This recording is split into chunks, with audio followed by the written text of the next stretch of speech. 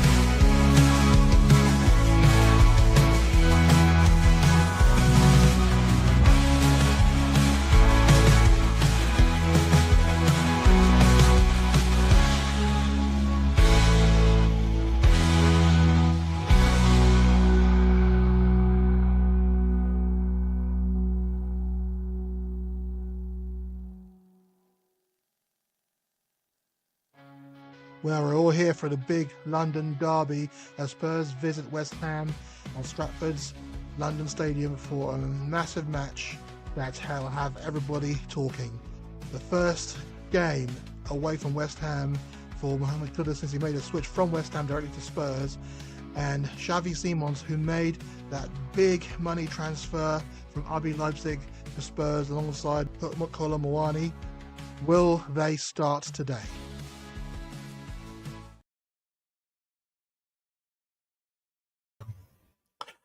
And you can see in that background there, that's exactly what we're going to be playing for. I know I said it, and I know a lot of people will be looking at me thinking, oh, that's just what it is. You know, he's jumped the gun, but, you know, got to aim high to be the best. And that's what I'm thinking. But it is Crisandro, of course. And, yeah, this is going to be an interesting tie. Spurs away at West Ham. I'm just watching Jamie Redknapp and Gianfranco Zola. Chatting with I've forgotten their name now, but one of the Sky Sports presenters, and they're watching the Spurs players train. Right now they've got Mohammed Kudus training away there, and it is good to be back in the saddle, as it were. And I'm looking forward to this highly important game, a match where we've got to try and rectify exactly what happened against West Brom. Where did that come from? It's Bournemouth, just before the international break, where we really did not turn up at all, and it was a really, really poor performance throughout. But we are looking forward to this one. I mean, my mood is not dampened after that performance. I'm thinking that we got to try and rectify that, and that's the best way possible we could do it. And I think we have a squad now capable of actually doing something this season, which I'm dissing last season. I mean, I still, as you know, I still thank Postecoglou for what he did for us. But I think that we've actually built a squad now that's actually capable of doing anything at any given time. If you know what I mean. We got a decent backup now. I mean, we've actually got a strong enough bench. I'll show you the team lineup in a moment. But we still got a starting lineup which looks off the charts, if you know what I mean. Absolutely fantastic. And yeah, I cannot wait to see us get going. And West Ham, they've had a bit of a rocky start, one might say. They kind of are in the bottom three, in the embryonic bottom three as things stand. And they have it all to do. Although they did beat Nottingham Forest in the last game that they played, and And yes, that's going to give him a better confidence, but hopefully not too much confidence for today. Us, on the other hand, 2 good wins, and then obviously followed up with that non-performance against Bournemouth. But then we just seen Bournemouth doing very well. I'll read out the other results in a moment. But yeah, I mean, let's have a look at our summer window, because I think it was a decent enough one. I know a lot of people have their thoughts, but you tell me what you think. It's good enough, I'd say. It was a decent enough transfer window. I mean, the one that stands out, one might say, is the one second bottom, the Xavi Simons, right next to Mohammed Kudus. Those are our 2. Well, we've got 3 main attacking threats there. Rando Colomwani, who of course signed from PSG on loan. No obligation to buy, I don't think. It's just literally a straightforward loan. So we're going to see how it all kind of pans out. We sorted out Donso, Vuskovic, and Tel. Tel was signed from nearly 30 million, and we end up cutting them from the Champions League squad, which is a bit harsh on the boy. But at the same time, you know, he's actually admitted that he knows he needs to do a little bit more. That's kind of been the how things have panned out at the moment. Kota Takai, who's been injured since he's arrived, but you know, 5 million, he can't, and he's a Japanese international. He's an international player, so you know that he's got some quality about him. But we shall see what unfolds there. And João Palhinha, the linchpin in the midfield, although he didn't have the best game with Bournemouth, but who did?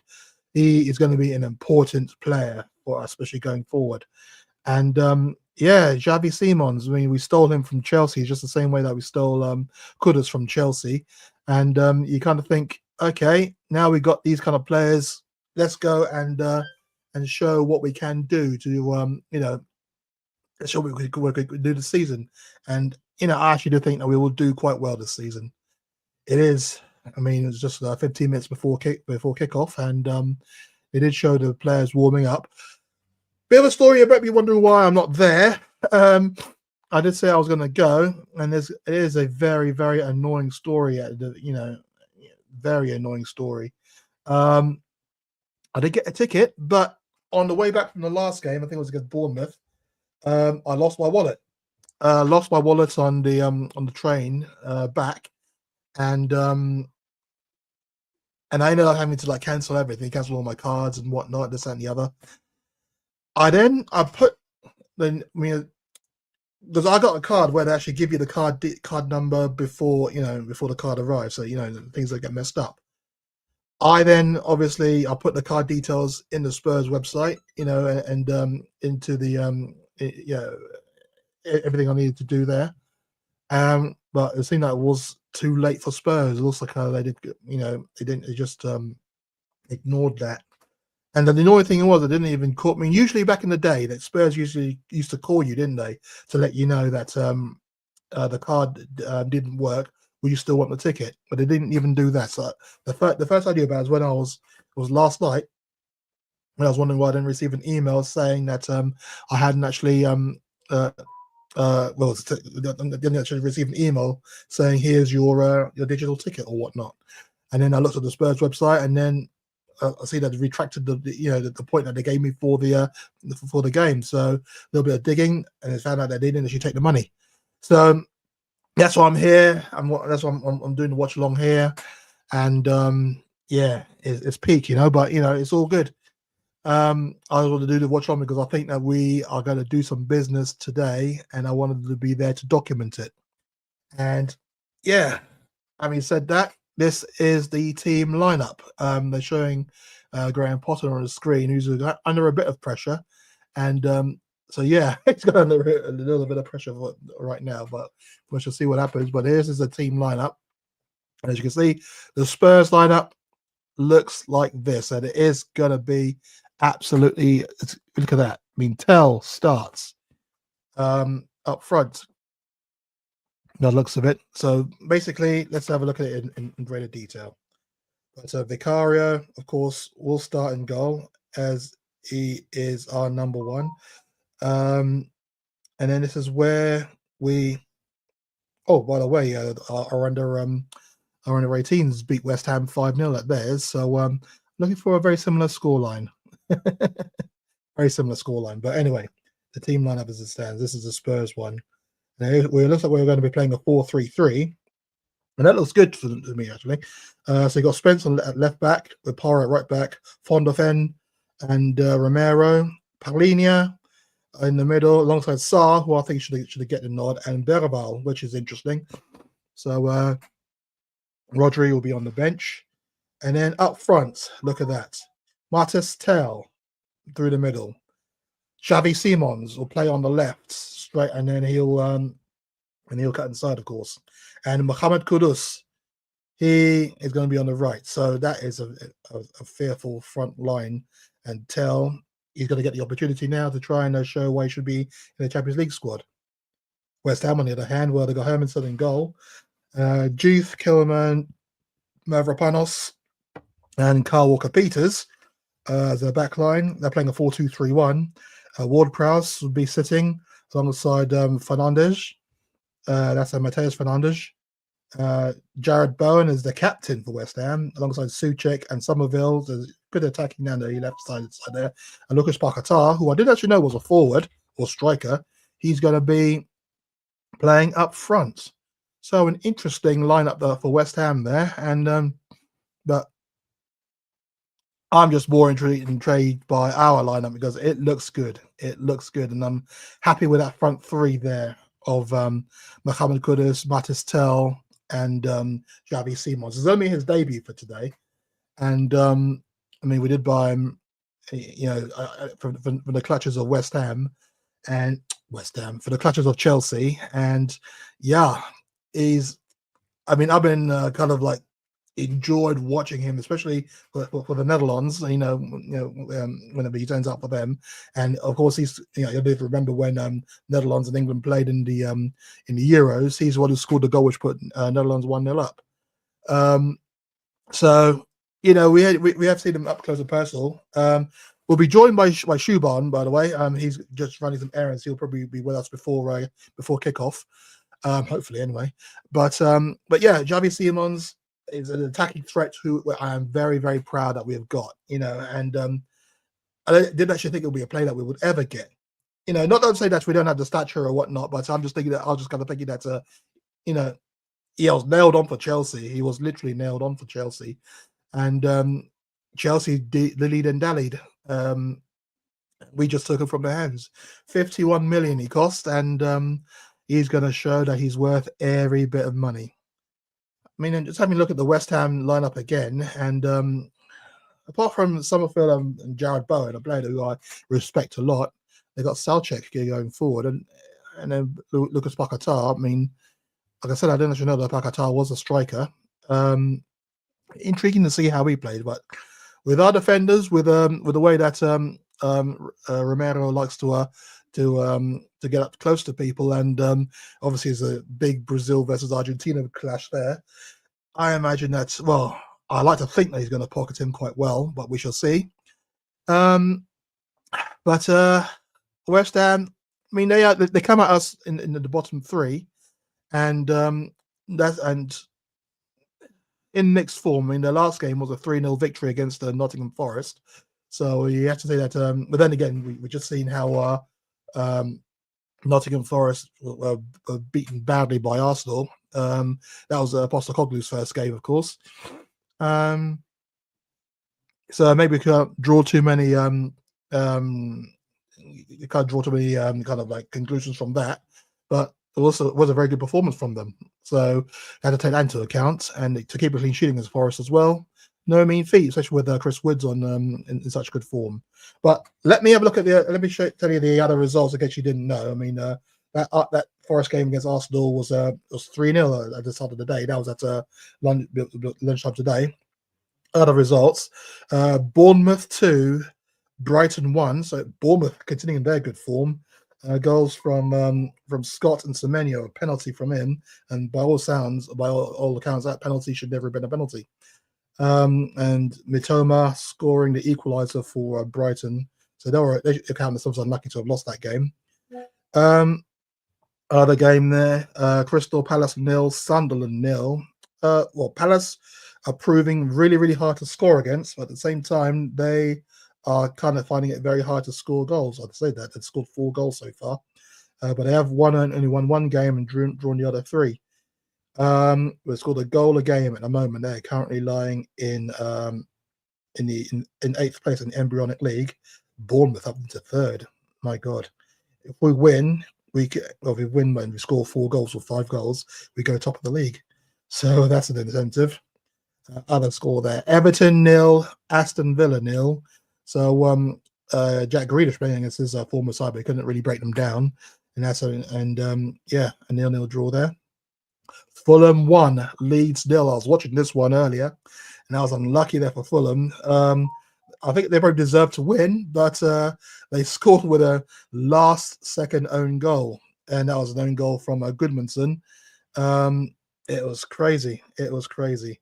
Goodmanson, of course, the Leeds defender.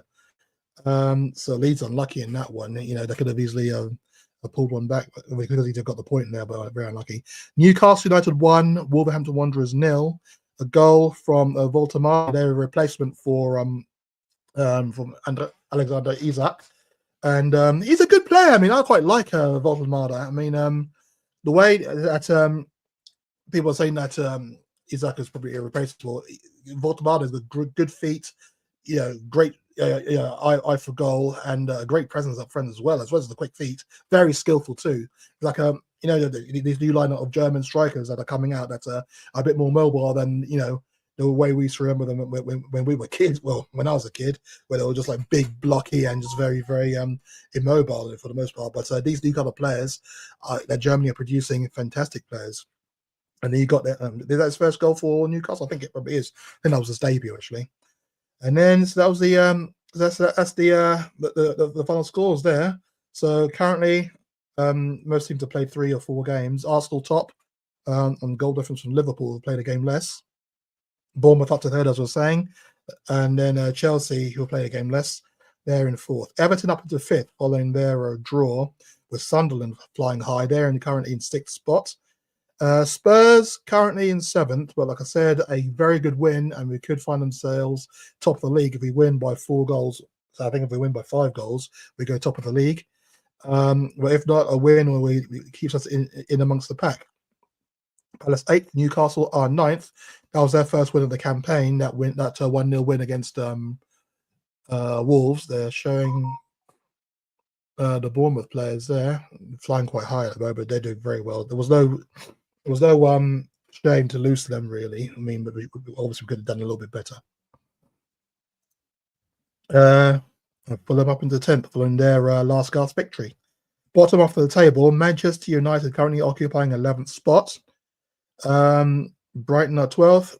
Forest, 2 straight defeats for them without scoring.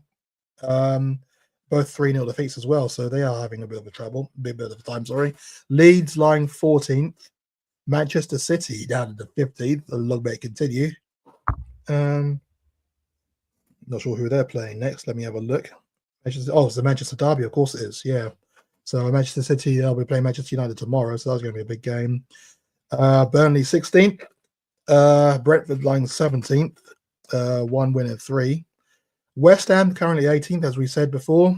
Aston Villa, their second point of the campaign only keeps them in 19th spot. And Wolves, 4 defeats out of 4. They are struggling really badly at the start of the season. They're 20th. The players are coming out. And there's Mohammed Kudus. For the hearing, if he's going to get, I know he's going to get rough treatment from the fans when the game kicks off and whatnot. But West Ham fans can't begrudge him. They can't begrudge him. Obviously, something happened last season. People are going to play on the fact that he didn't have a good season last time out. Well, something must have happened last season. And when I did the Welcome to Tottenham video, and a Ghanaian fan came up to me in that video and said that he was just really, really unhappy at the club, and now he's feeling a little bit better with himself. That we're going to see the best of him, and nobody had a decent enough game against Bournemouth, so we can't use that as an excuse. He was poor at Bournemouth. And I know West Ham fans were kind of like creaming themselves when he put in a very poor performance against Bournemouth. But like I said, nobody had a good performance against Bournemouth, so that was not really the game to show. Yeah, we're going to see Walker Peters again. I mean, there was talk about him through the summer about him joining us to make up the numbers for the Champions League, but he needs game time. He's not just going to come over and just sit on our bench. So, but yeah, their forward line looks intriguing, and this is what actually showing it a little bit different. They're showing Jared Bowen as a furthest player with Paquetá behind, which is what I kind of thought. So, that's why I said at the time when I saw the lineup on the app that I use, and it said that Paquetá is going to be the striker. I thought that can't be right. So now, well, Thomas Frank's Blue and White Army. They're just going to show the lineup now. And Vicario in goal. I mean, one goal conceded in the 3 games. It shows that our defense has tightened up a bit. And we all did enjoy that game against Manchester City, didn't we? They're saying that it's going to be a 4-2-3-1, which I guess Xavi Simons is going to be playing besides a further forward, Pat Batasar and Mohammed Kudus with Tell the further forward. I guess I could see that happening, but the app I said you said it was going to be a 4-3-3. So I mean it's interchangeable, which is important, really. So it'll be Bernal and Paulinho who will be in the pivot. So that'll be an intriguing one. That'll be an interesting one there. So we shall see what happens. We shall see what happens.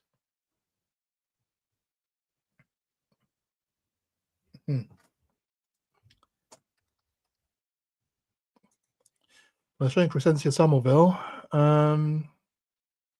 saying that he was their best player against Nottingham Forest, which is good. I mean, he's a cracking player. I mean, they bought him from Leeds, didn't they? Dutchman, despite the name, Crescencio Somerville, he's a Dutchman, and a very exciting player. A player who likes to get forward. A player who loves to attack down the wings. And Martha's Tell there. His PL career, 16 appearances, 12 starts, 2 goals. I know that's what they're going to try and harp on about, but he needs a bit more. Needs to have a bit more minutes, let's just say, as opposed to being restricted. But we shall see. We shall see.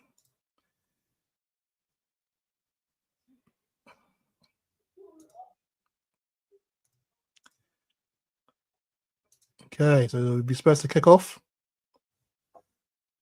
I might be a minute behind you guys, so yeah, so don't worry too much about it. But we have kicked off, and I'm looking forward to this one now. Looking forward to it.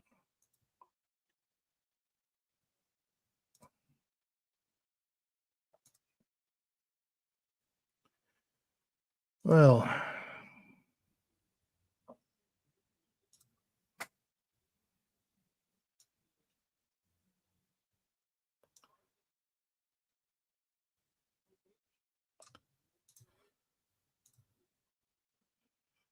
Okay. So it's Bergevall with a long throw there. Flicked on. It's a chance. Here's Kudus. Kudus has just been blocked. And now for a corner. That should be a corner. Pat Matasar there did very well.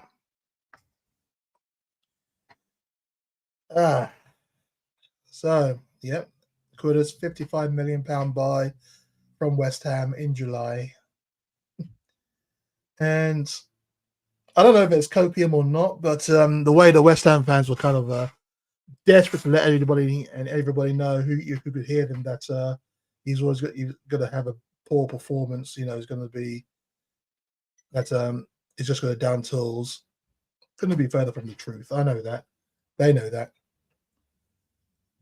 But is what it's going to be. It's just a bit of pinball at the moment. On the ground, please. There we go. There's a Saar and foul twice there, but the referee's literally given nothing. And Bouteclair is going to be a throw to West Ham.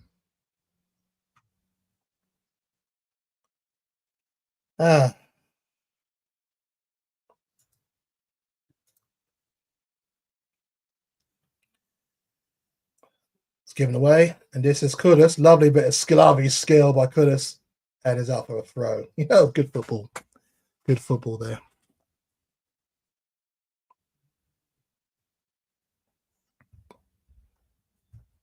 Okay, so we're going live on YouTube and also on Instagram. I'm not quite sure how long they'll give us on Instagram. For the last few times, it's been about 60 minutes. Out for a throw. So yeah, if it does go down, the link does end on the Instagram. Just join us on your YouTube channel or join us in our Facebook group, the Tottenham Supplement, and you'll be able to watch it in there as well. We're also sharing it on the to our friends on the Tottenham Hotspur tribe. So join us on there as well. And yeah, that's a foul. It should be good. It should be a good game. Sal check there, fouling Paulinho. So yeah, intriguing.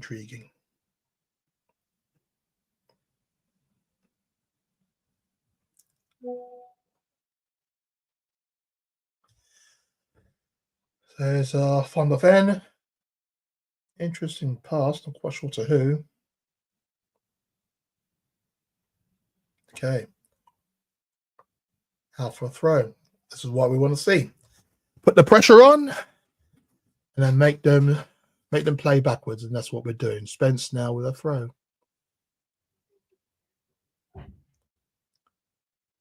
Okay, so obviously the teams in their traditional colours. West Ham playing in their claret shirts, white shorts, white socks. Spurs in their white shirts. That's a foul. No. Navy shorts and navy socks. That should be offside. Got to get Somerville away nice and early, but Somerville's a bit of a speed budget, so they could afford to wait.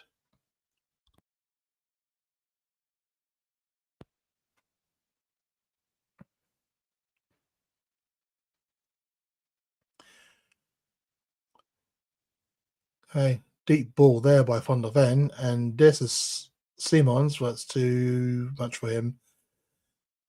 Looking forward to his first touch. It definitely looked good in the Lily White, man. Definitely looked good. Never thought I'd see the day. I mean, Spurs fans have to talk about, making a statement signing. He's a statement signing, I guess. And, for a player as young as he is, is still as much of a statement signing as many Spurs fans would like to, would love to see. Showing the Spurs board there. You got Longer there. You got Vinay Venkatesham. There's a lady next to Venkatesham that I saw next to that's what's her name? Is that I've forgotten the first name. Lewis's daughter. Can't quite think, but Vivian, isn't it? Vivian Lewis. One of the so-called children, even though she's in her 60s. Lewis's children. Well cut out there by Beraval, but he couldn't quite retain the ball, and that was Carl Walker-Peters there coming through. Out there to Bowen. And that's a deep ball in there by Parker Tar, but to go on in particular. It wasn't Parker Tar, I can't think who that was. Oh, it was Mateus Fernandes. Ball in deep. Just about cleared there by Romero. So, despite the crispy start that we made, we're having to weather a bit of a storm now, as West Ham now grow some balls.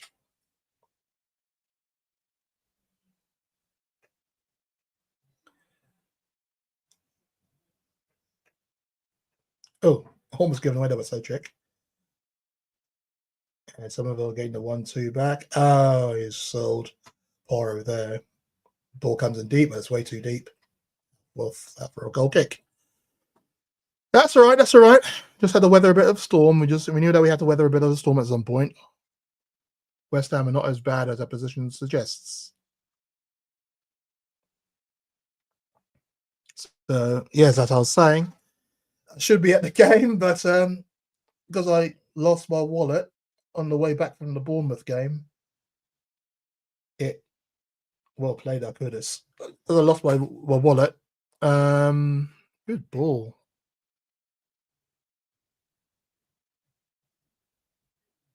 Was it saying that? I thought it came off his shoulder. It wasn't handball by Spence. There was never handball by Spence. Anyway, yes. So as I lost my wallet, on the way back from the Spurs Bournemouth game, and Spurs, although I was successful with the ticket, Spurs decided not to tell me that the card didn't work, even though I did put the new details in.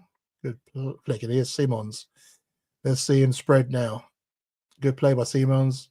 Lovely ball to Belivar, and that's out. That's a Sar. This is Porro. Thought about a shot, but then he just lets us get tackled. It is Kudus. I imagine getting booed, but here's Kudus. Straight past. That's a great. It's a corner. The corner. Come on. Here we go. Here we go. I really should take the wrapping off this thing. They're not paying me for any advertising, so I should advertise for them. There's a corner to Spurs. 8. We're nearly 9 minutes in.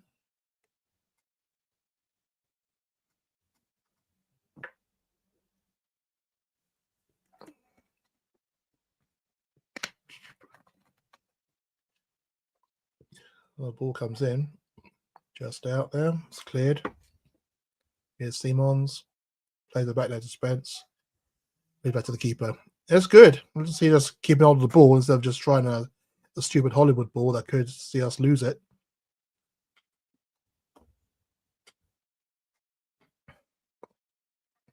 Is he on?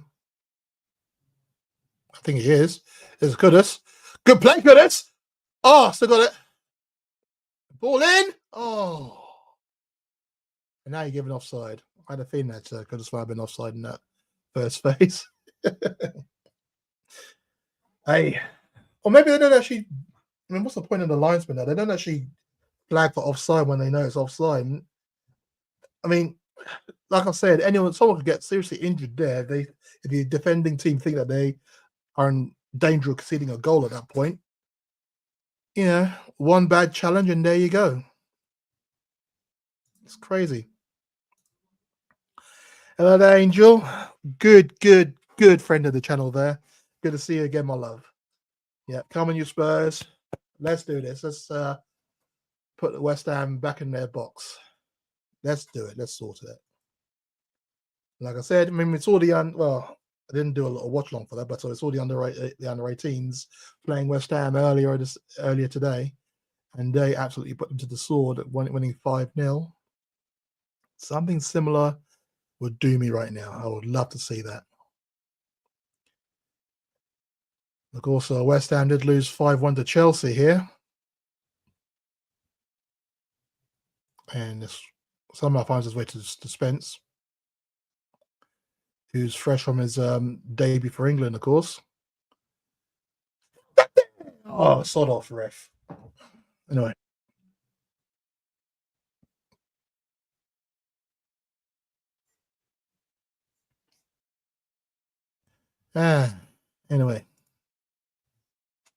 Anyway, as I was saying, yeah, talk to each other. Paulinho there and Romero ran into each other there. Saying that, Spence fresh from his England, making his debut for England, coming off the bench.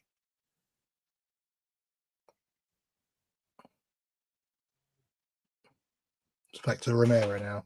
Actually, no, at least we're looking calm. West Ham had that flurry, and I was just thinking that when West Ham, they lost the 5-1 to Chelsea recently, that was before their game against Nottingham Forest. And when they lost that game, they did take the lead in that match. So hopefully we don't need to have West Ham score before we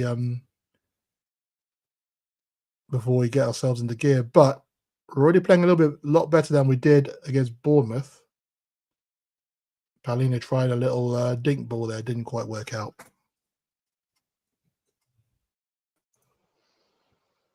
Good evening, my friend. How you doing? I'm okay, as is Chrome. Chrome is as Chrome does. Apologies for being late. It's just it's always busy. So yeah. No, it No, looks like fine. I was actually one off. Actually, I wonder if you can predict. What if you can predict like a lineup at the bookies? Because I think I got this lineup apart from Spence. I can't remember if I put Spence in or Destiny or Doggy. That's the Mm, only thing. Because do you really want two right footers on the left flank?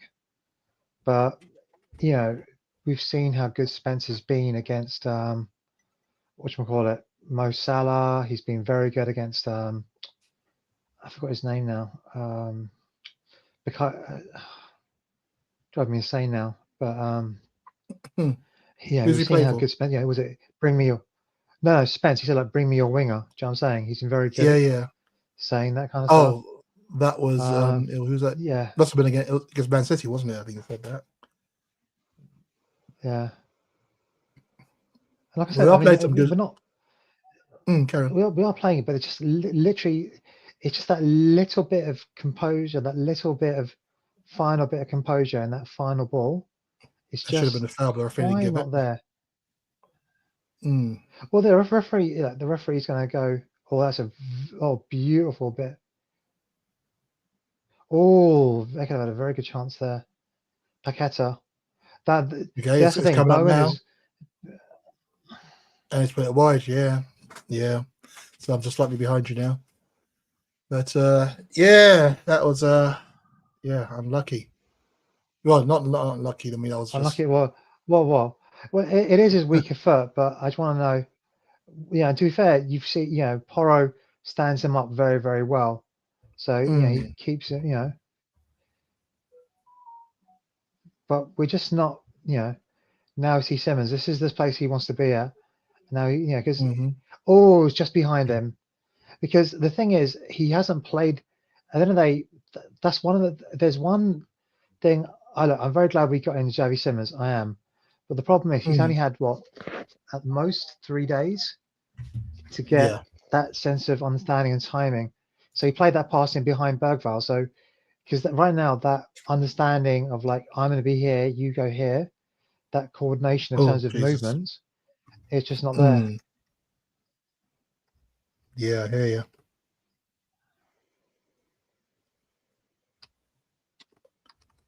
Oh, that's some very good skill by Bowen. He is. I mean, I'm surprised Bowen is still at. I know he's 29, so therefore that probably makes it harder for teams to want to buy him because of his age. But Mm, he is a quality player. I mean, he is. Him and Paquetá are, mm, you know, they are the quality that West Ham will need if they are going to, try and avoid. Because obviously, they were.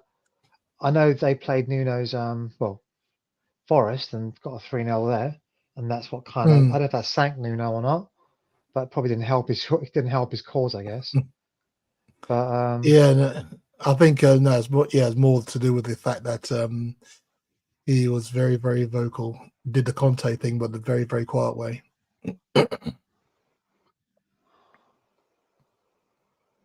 oh, that's some But sublime bit of skill there by Simmons. Just the way he saw the space, stroked the ball. I just that's good. we're just Here we go. lacking. We're just lacking that little bit. Yeah. The thing is, and then we're not. And Simmons Oh, is in a a lot tougher to be corner. expected of him, but we're not like lumping it to him. Mm. Not What's your lumping the ball minutes at the to moment? him. What time's yours showing? Because Well, I might be behind you. I'm at 16:30, 16:30, 16:30. 30, 16:35. Yeah. Oh, I'm a full minute ahead of you. I thought I was behind you. No, you're. You know what? I'll see because it is. Oh, now I've lost it. Damn it. It kind of shows that all the moves It's have been kind of very, very, very similar the last minute or so. There's a corner to Spurs at the moment. oh.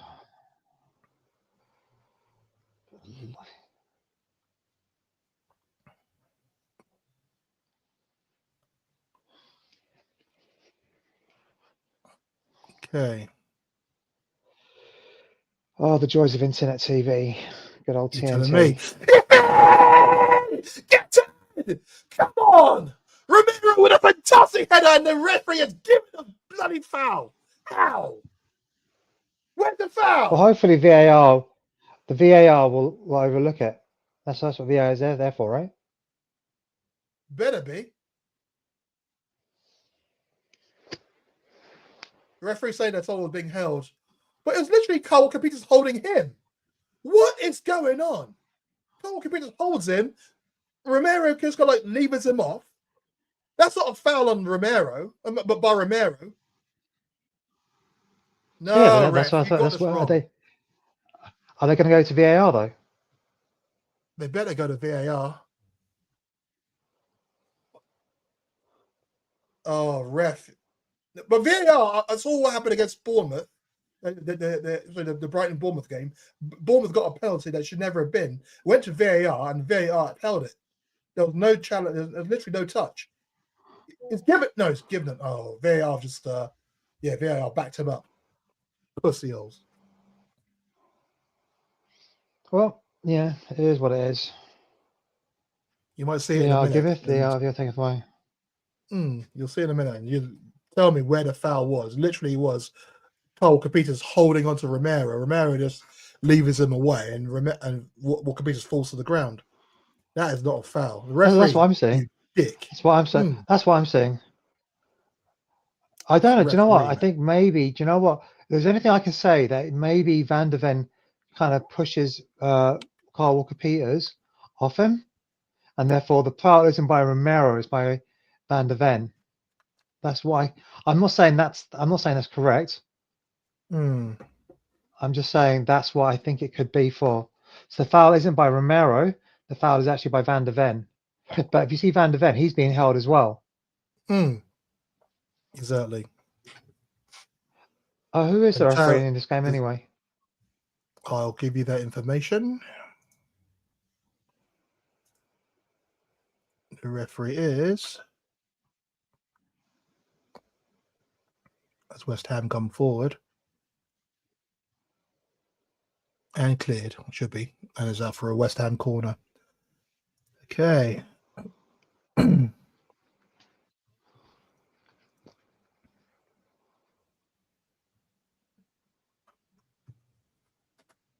The referee is Jared Gillett. Never heard of him, but not someone. he's clearly. I mean, well, that's only because he gave a foul against. He didn't give what we wanted. So that's just look, referees. I think. I mean, if you can remember what VAR came in for originally, if you think about it, it was for the Thierry Henry handball. And that is, I mean, I love someone said to him, by the way, VAR came about because you handballed and you cheated for France to get us the World Cup. So that's the reason why we have VAR. It's not because it is because of what you wanted, because of what you did. So I'd love it if someone actually brought that out to him. So the main reason we have VAR because you cheated for France. It's just. Well, it's not untrue, is it? He did cheat for France. No, that's true. Yeah, was that the France-Ireland game you meaning? Yeah. Yeah. But the thing is, at the moment, though, we're not really pushing it. It's very, very ponderous, though. We're not really, going at them. We're not pushing the pace. And obviously, I know we've got a game against Villarreal, so we have to be patient. There's no point. It's like, we are the better side, hopefully, and hopefully we will show our quality. Oh, nice bit of slip there. Yeah, I was just saying earlier that if we do win this game by 3 or 4 or 5 goals, we will go top of the league. If that's important at the top of the season. Well, okay. Well, I wonder if let's just try and win the game first, and then think about the margin, the goal difference later, kind of thing. That's just my. Well, they're showing it again here. No, there's no. I don't really see a foul by. No, I know. I'm not saying by Romero. I'm saying maybe by Van. Yeah, no, I mean, but that's what I. Yeah, I was looking at it now. They're showing it. Oh, okay, that wasn't really a Yeah, maybe it was a push. I don't know, but he's literally being held, isn't he? Well, Van der Ven's Yeah, that's how strong Van der Ven is. that's what I mean. Yeah. He's being held by one player.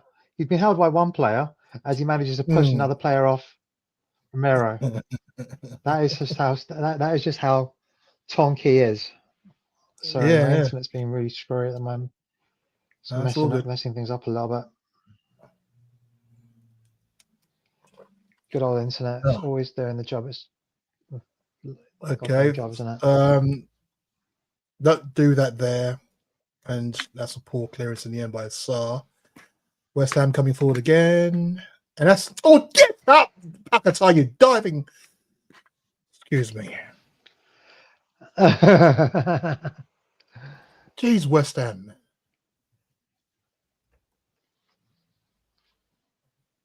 Okay. Closing down. Oh, great challenger by Simons.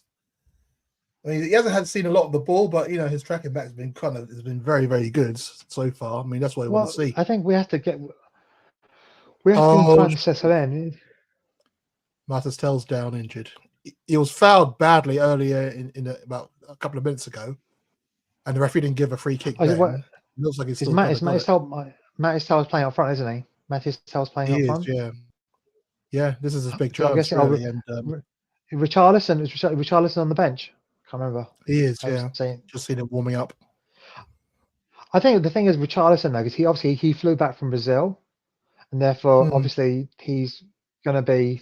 Do you know what I'm saying? Bit jet lagged, yeah. But didn't Paquetá play for Brazil as well? But I think with Richarlison, but the thing is with Paquetá, they have to play him because of just they haven't. There's a huge drop. If that makes sense. They haven't got the. They don't have the depth to really play him, and plus, it's not as if. I mean, I don't think they're playing. Are they playing? They may play playing in the League Cup this week. I'm not too sure. But apart from unless they've got like a massive team they're playing up against, they're not.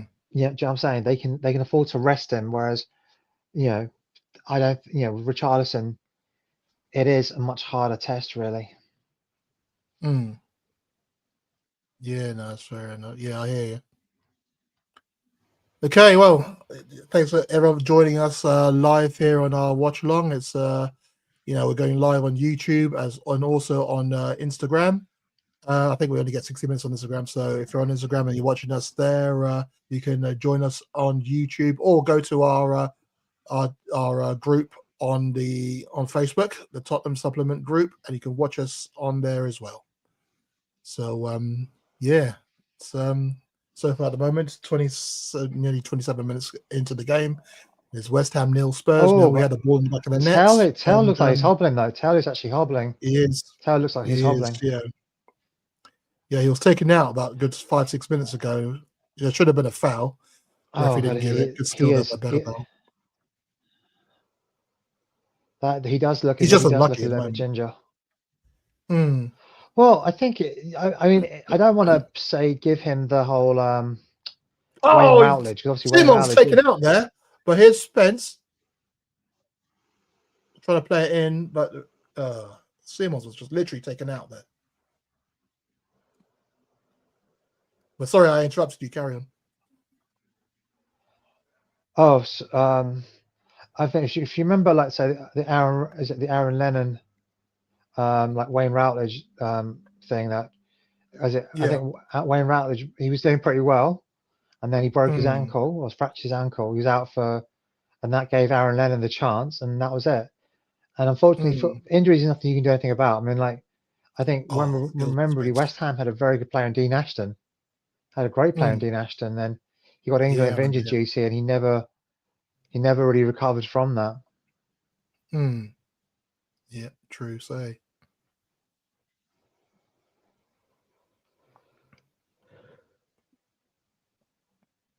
Oh.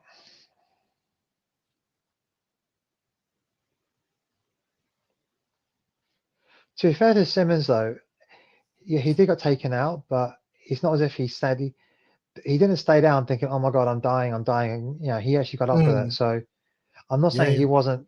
He was fouled, but it was more a case of I'm fouled. Okay, I'll get back up again. Yeah, it's nothing. The referee did put his whistle to his lips, but decided to play on. And maybe Spencer would have done better with that ball. Who knows? Yeah. But Yeah, but if we had the advantage, then that's that's his job to do that. You know, that is his job. I mean, like, a referee can, it's not if he can go back and say, look, I want to do over or something. Do you know what I'm saying?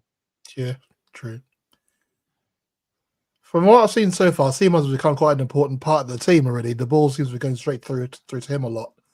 So but that's good play. The one thing That's we good don't play. have, though, we're not. That's Seaman's. Oh, he was expecting Spence on the left, but Spence was nowhere to be seen. Where was he? Where was Spence? Seaman's got a smile on his face, just wondering where the hell he was. It was a lovely reverse ball. He played it without looking. But yeah, I thought Spence. Well, that's the thing, though. But the thing is, it's again, they're trying to get understanding each other. This is like to judge. Yeah. Oh, that's a nice bit of skill there. Oh yeah. Yeah. It's going to take time. Although Tell seems to be running around normally. I think, to be fair, this is Tell's big chance. He really needs to grab this because obviously he can't play on Tuesday. So he really needs to show that I can, lead the line because he's got Randy because Vandekar and Moani, is he on the bench? That's a lovely ball there by Bergvall. Straight to Spence. Is on the left wing position. Good skill. Bergvall comes inside, and this is Simons. Oh, it just didn't fall for him. But here's Porro. Oh, lovely dink. Oh, just wide. We are pressing. We are pressing. Your question about Randall Kolomowani. Yeah, he's on the bench. But I don't think he's match fit anyway. I don't think he played a lot for PSG. No. He came off the bench quite a bit, didn't he? But and the thing is, I think I'm not saying the Bundesliga is like, I'm not saying it's even if it's say half a second slower. I'm just saying that players will close you down a lot faster in the Premier League. The Premier League is probably the quickest, most relentless league in the world. And now we've got, because of the money in the Premier League, is also probably the most technical now. I mean, there are obviously, you've got very good technical players in Spain, but I would say that once if they have anything about them within a few years, they do come to the Premier League because that's where the most money is. It's just they follow. I mean, just to give an example, I was listening to this podcast the other day, and is it Mark Hughes when he was at Man United? He was at £200 a week. He moved to Barcelona, and they're paying him £2,000 a week. Mm-hmm. That's just that's just the level they were playing at. Yeah. Back in the day.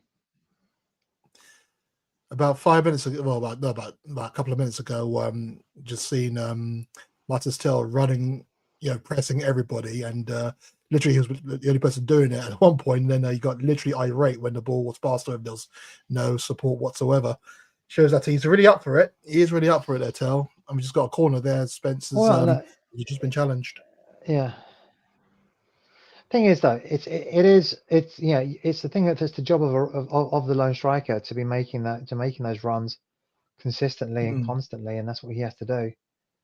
And Simmons, I mean, he has got a little bit of speed about him. I'm surprised how quick he is, actually. No, yeah, he's very quick. I'm not saying he's a speed to like Aaron Lennon or something, but you can just see him like shift up the gears. Yeah, very true. Okay, Simons with the corner. Comes straight in. Good ball. Just hit it there. Yeah, it's come back all the way to Spence. This was interesting, actually. There's a poor pass with Spence. So carry on. It's a counter-attack by West Ham. I was going to say, Simmons. Spence has got him. That's out, ref. That's out. That's out. Yep, he's just giving it. Yep. Ward-Prowse there couldn't quite keep the ball in. I was going to say, you've got, because Kudus was taking all the free kicks and stuff, all the corners and stuff like that. Oh, yeah, I just seen his, I just seen why the goals probably disallowed. Matheus Fernandes feigned getting hit in the face by Van der Ven. earlier on. That's a load of rubbish. And if bloody VAR See, although upheld it. I'll give him credit though. Matt, you got to give credit to, you know.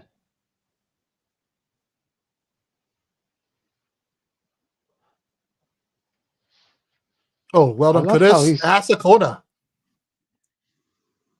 Yep, carry on. I got to say that is the Oscar goes to. Do you know what I'm saying? No, exactly.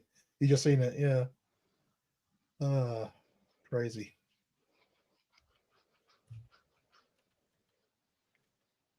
I think it's just right now though. But the problem is we don't have anyone that can really switch the play and like keep it going. Like just constantly keep recycling the ball and just moving it in and out and stuff like that. Oh, the corner came in and it was just and Suchek. Look, I think it was under the goal, under the crossbar. Managed to keep it out. I gotta Again, say, I'm saying, you know what? It's all over Van der Ven. And the referee. Well, yeah, but it's one of those things though. Yeah, it's one of those things though. They're going to see that and they'll say Fernandez is so much smaller than Van der Ven, and so anything that goes against Fernandez, they'll give Fernandez the benefit of the doubt. I think that's literally the only reason why they do it, just to play on the sympathy card. Yeah, I mean, I just remember when someone, I just remember someone. I was in a nightclub one time and someone grabbed me from behind, and I was about to literally throw them, and I realized it was a lady, and I was like, "Oh, sorry." Well, I don't know. I wasn't used to being grabbed by being double bear hugged. I was in a place near Grimsby or something. So apparently, people do things different in the northeast. But what were you doing in Grimsby? Who goes to Grimsby on a night out? my friend was a buddy of mine at the time happened to be working up there. So do you want to come up to this?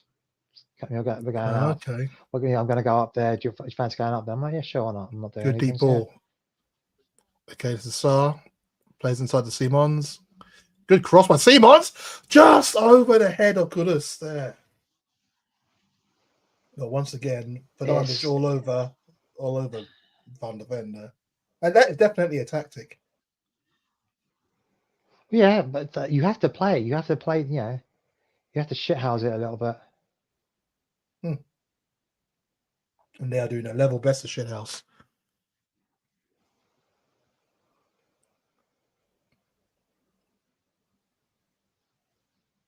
I gotta say, £55 million from RB Leipzig. Simons has. I wouldn't say he hasn't. The way I would say, like, you see some players like De Bruyne had an absolute wonder of a right foot. Literally, wherever he wanted that ball to go. What control there by Kudus! Yeah, sorry, that was lovely control by Kudus. Good skills here. He has. Yeah, but the skills have to have an end product, though. Do you know what I'm saying? It's all about. It's going to be. It's all good. It was a lovely ball by Kudus in the end. But that for another corner. We are peppering them. But yeah, you talk about the end product just then. Almost came off there. Almost. Tell could have had a great header there, but it was cleared by Mavropanos. It's a corner to Spurs. But this is, I mean, to be fair, I'm saying to be fair to Thomas Frank, he is giving, he's giving Matisse Tell a chance. Say, look, I was disappointed, but he has to take these chances. Yep, great ball. Oh, and Saar. I think it was too close to the goal. But looks like he sent it over, or was that a corner? Great ball in there by Pedro Porro. And I think the flick on there was it's a corner. Another corner. We are peppering them and we are leading in terms of corners. Are 7-1 up. But I know, but do you know what? I just remember the whole was it Bayern Munich versus Chelsea? They were like 14-1 in terms of corners. But Chelsea managed to win the penalty shootout. So therefore, the only stat that counts is the goals for and the goals against. Yeah. This linesman is telling Berdevar to calm down when he's just literally given a foul for literally no touch at all. These referees and these linesmen just wind me up. What are you telling him to Yeah, calm down for? you know He what? literally just gave a call that was wrong.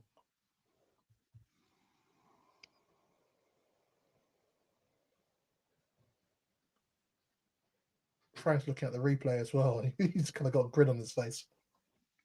Man just fell to the ground, and Eliza just literally gives it and says, "Calm down, don't talk back." Acting like that But you goddamn know what? teachers. Very about. Oh God, I have a real funny. I've got a funny story about a teacher actually. I was I think I went to a judo class, and the guy, they said to me, I was like 35. The guy said to me, "Make sure what you write is legible." And I just thought, Hmm. maybe I look younger than I was, but I wasn't. I was like balding and stuff like that, even then. And the guy said he just said to me, "Make sure it's legible." And I thought, okay. And I had to spar with his son, who was a judo black belt. I was wearing my white belt, and I suppose I just let my jiu-jitsu do the talking by constantly arm barring his son. What I really should have done is really rip the arm bar on, the bang bang bang, really ripped it on or something. I said, you know what, but I just seen Chris saying to Somerville just run through the midfield. No, you absolute moron! Talk to each other. But it sounds like a Vicario did call to Van der Ven to leave it. And Van der Ven's still trying to head it, and he almost scored an own goal.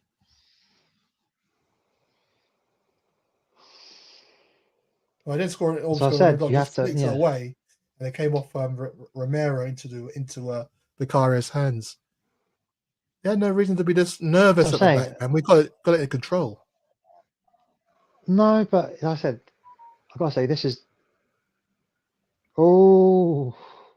You see it now, yeah. He's It's crazy. to be totally fair though. I mean, I gotta say, Jared Bowen though, he look at the quality. I mean, there's two players on him. He still managed to get the ball in. Oh, that's a good ball. That is, And he's onside. Oh, not quite too unlucky there, Simons. And this is Spence holding on. Bergdahl get onside now. There we go. Interesting ball. Still yours, still yours. This is Kudus now. Probably getting booed as we speak. Good play. Inside. Oh, Bergdahl tried the overhead kick, which wasn't really on, but God loves a trier. And he's got to try it. Poro again. That's good. It's Bergdahl. Lovely. This is Kudus. Good play. Lovely deflected cross. It's a corner again for Spurs. Another corner. One of these will count, man. Or one of them did count. Well, hopefully, man, we have set piece coach now for a reason. Yep. Yep. Let's see if any of these set piece training will work. You're guaranteed to get at least one set piece in the main. I mean, unless you're very crap, you're going to get at least one set piece. So if you get that chance, you've got to make it count. And I'm just, apparently in the last couple of years, sorry. That was a deep corner. No, it was a deep corner, but keeper just managed to get his hand onto it. Simons with another deep ball in. This is out now to Kudus. Kudus plays inside. Good ball in. Someone should score, surely. What the hell? He's going to fall. Oh, no, that's cool. And it's been cleared. How the hell are we not a goal up? Oh, God. Well, that's what he'll be. That's what he'll be telling them when he goes. When Frank, if we're not a goal up, if we're not a goal to the good, then he will be saying, "Look, you've got to take your chances here. This is on you." We are peppering these men. Oh, well played there, Van der Ven. Good play, pass one, pass two. Then this is out to Spence. Good play. A left foot across from Spence and just about dealt with. Back out now to Spence. Good play. He's onside. He is. Up the foul, ref. But That's a foul. You dick, ref. That's all right. Still our ball. But that is a foul. But I'm saying, watching this game though, we're clearly much better than we were against Bournemouth. So much better. Do you know what I'm saying? We are. Yeah, we are. That's with the marked improvement.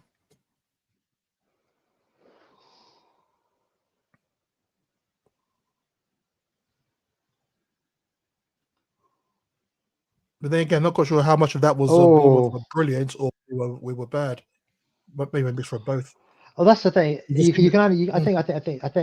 I don't think. I mean, I am surprised. Ardeni, whatever his name is. I mean, he won't get Iraola, yeah. realistically. Oh, He won't. skills there. Iraola. Carry on. He won't get. Carry on, I'm carry on. saying that. I'm saying there's no point. I don't think he's a big enough name to get like the Real Madrid or Barcelona jobs. And that's the only reason he would leave. But I can think if Yeah. say Atletico decide, you know what, we're going to get rid of Diego Simeone, Simeone.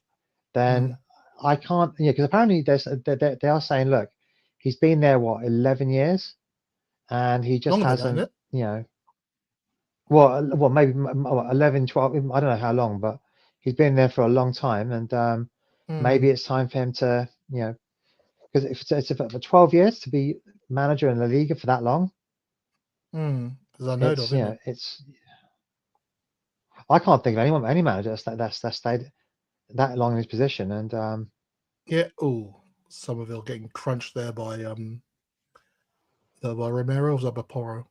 Yeah, Porro. that's good though. You want to see Porro doing those kind of crunches, don't you? Yeah, exactly. Exactly that. Need to have a bit of venom to that bite.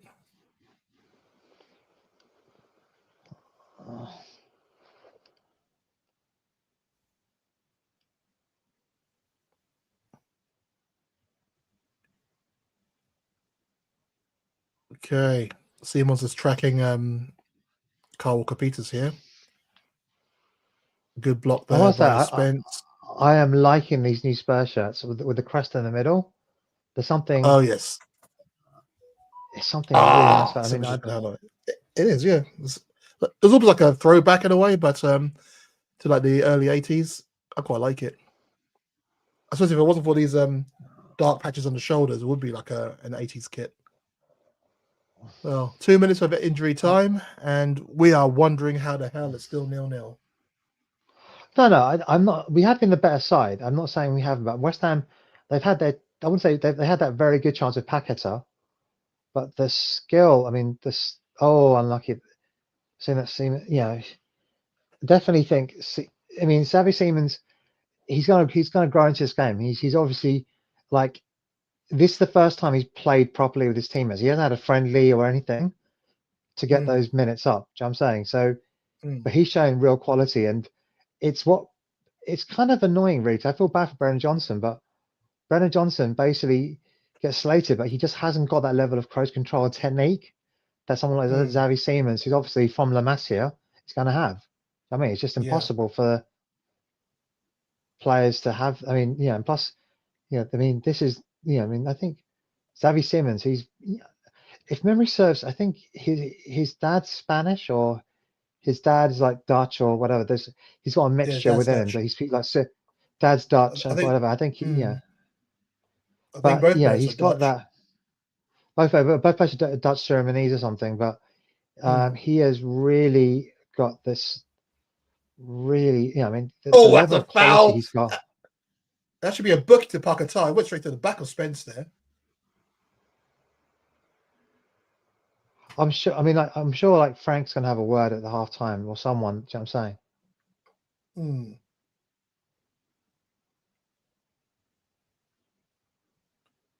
Oh, he's still down. I hope he's all right.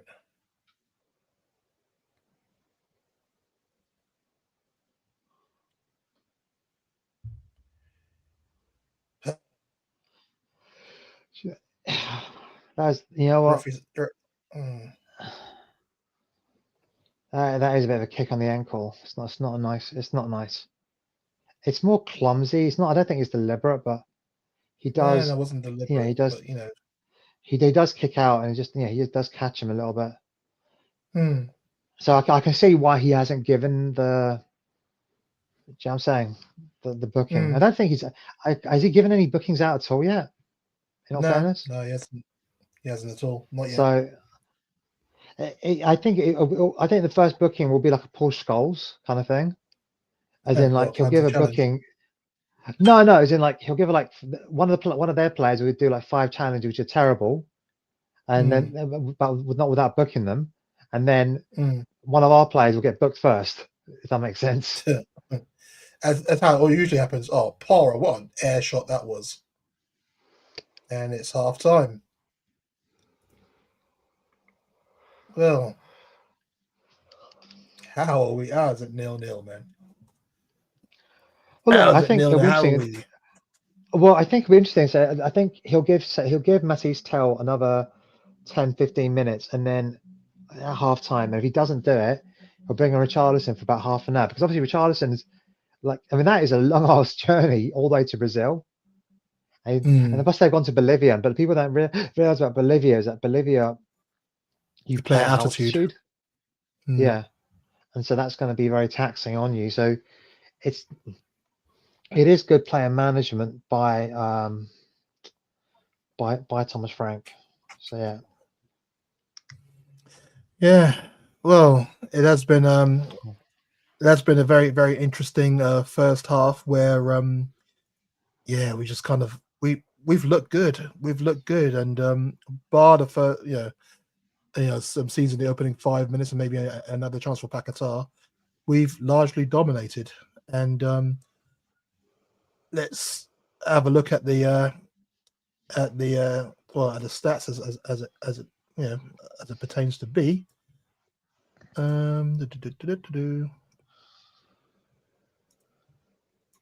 I can get stats up.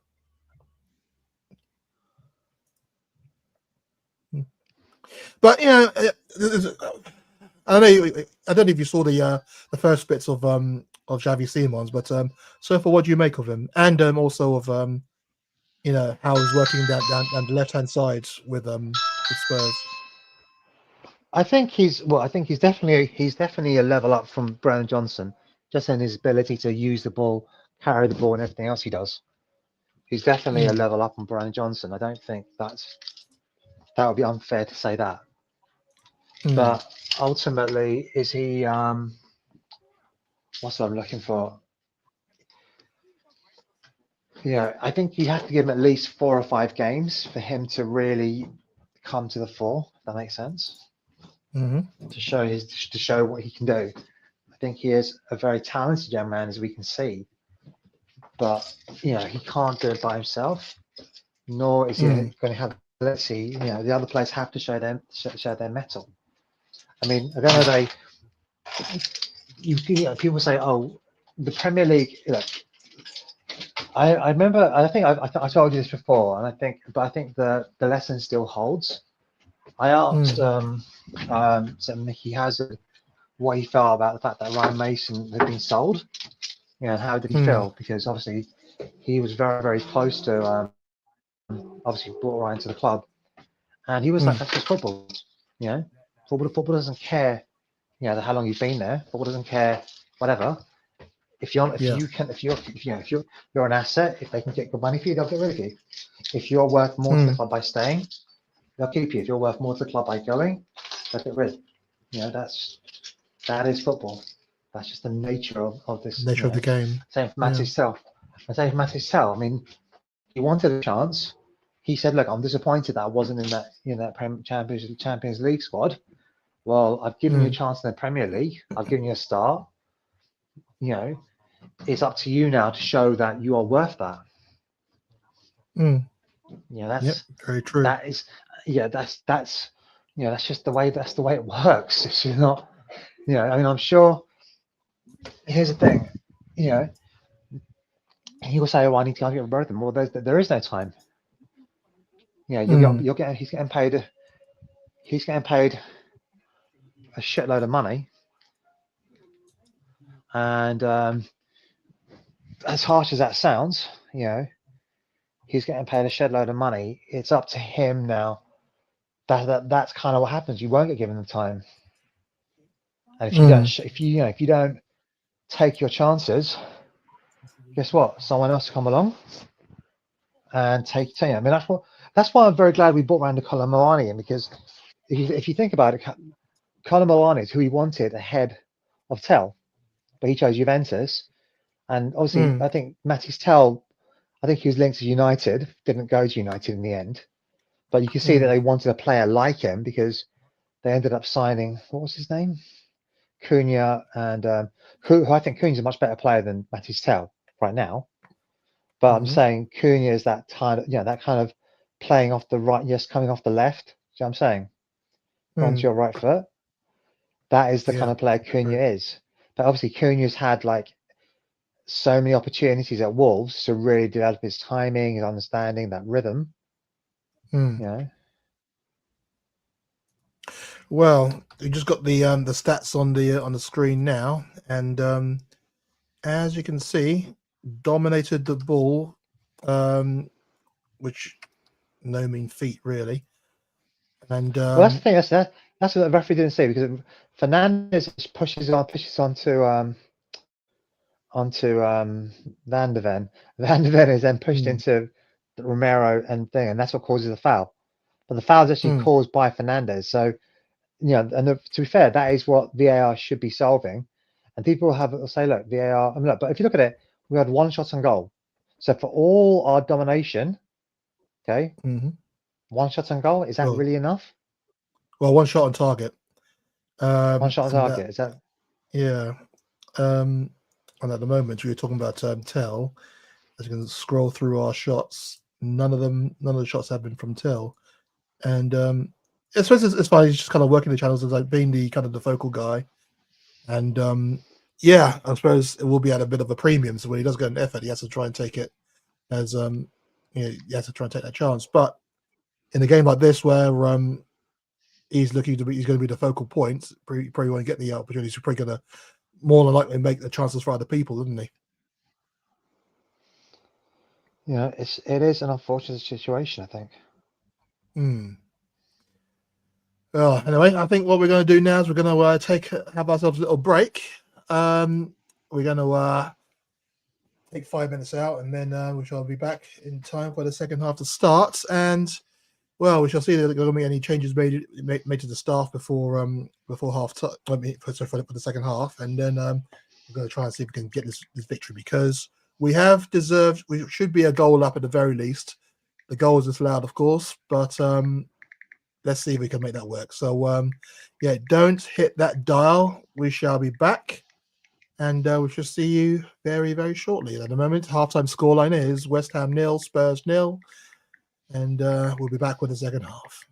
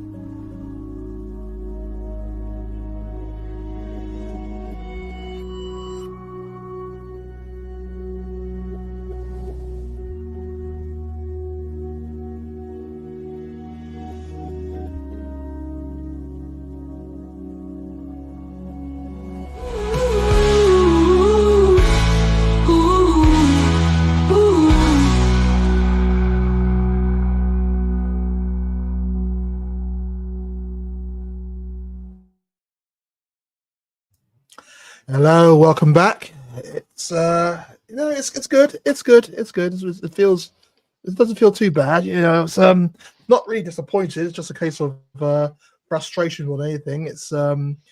The second half will start in around about a couple of minutes time. And what do you reckon needs to be changed really for us to like take advantage of West Ham defensively? Because it looks like they're there to be picked off, but at the moment we're finding it kind of hard to I get the think best of them. Matty's he's got another 15 minutes to show his worth. I think footballers, managers like to give like players 15 minutes or so. Do you know what I mean? And it's only 60 minutes is when you try to change things. He may. I'm not sure what else he can do really. Bergvall has been doing stuff. Sarr has been doing a few things. I mean, the only thing I can think of maybe would be to take off, say Palhinha, but then because obviously you don't see the invisible work he does, if that makes sense. Because obviously that's what the camera shifts. You don't see his positioning and how he obviously does what he does. But beyond that, no. I mean, like I don't think there's nothing too radical that needs to be changed. I think ultimately Richarlison, he's got that greater physicality and he's so much more of a pest. Do you know what I'm saying? So I think he's going to be. I mean, I think there's a tweet by James Madison. He talks about that about the corner or something. I'm just going to find you the quote because you obviously are too smart to to stay on Twitter. Honestly, if you can share it, you can share it. Honestly, the referees in VAR have had an absolute shocker at the start of the season. If the guy goes to left for a foul, you've never seen a corner be taken without referee. You'll never see a corner be taken without a referee blowing for something ever again. Yeah. And Harry Brooks, someone needs to ask his station, how is that a foul from VDV and not a foul on VDV? I just want to hear the rationale. Exactly that. That's what I said though. Exactly I said it's definitely a foul because I didn't see it from that angle because obviously the angle that we first saw it looked like VDV had pushed into Carl Walker-Peters, and they hadn't seen the fact that he's been pushed by someone else. So therefore, it's the foul is actually as a result of No, you're completely correct. But you know what? I'm sorry, but we're not really pushing the pace though. I don't think though. It's a very slow. Like I think we need to. I mean, West Ham. We need to really up the tempo a little bit, and really just put. That's what I'd like to see us do that. Well, West Ham just literally just had a shot almost from kickoff, dribbled wide from Bowen, but that's just kind of shows where they're at. Well, where their intent is to literally come at us within 30 seconds for kickoff.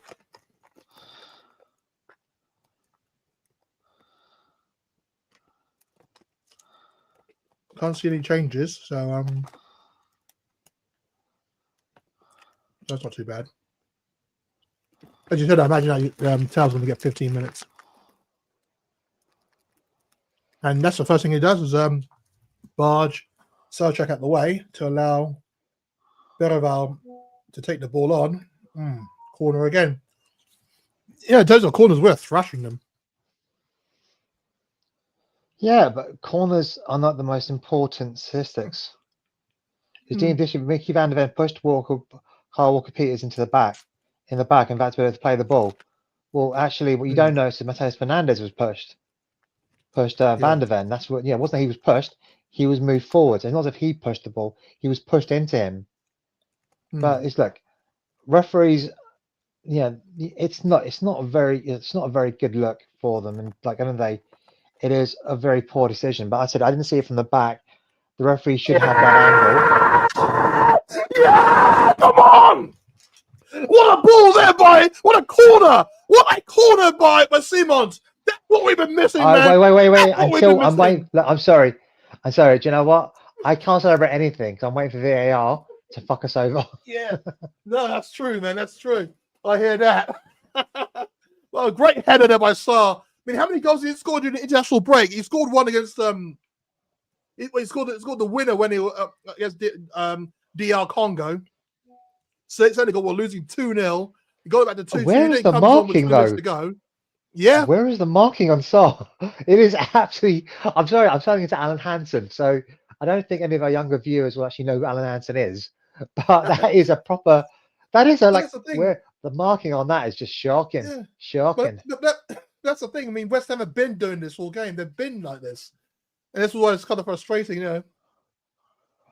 And do you know what? If I'm Oh, Matty's Tell, I want to make this count because he's got West Ham will have to come out now. West Ham will have to pick yeah, up the pace, and that means there'll yeah. be space left in behind. No, But exactly that. he's there. He's trying. There is no one marking. Oh my god! There is absolutely nobody marking him at all. He literally has a free header. Yeah, exactly that. So, but I just don't get how is. Wait, but where is the marking though?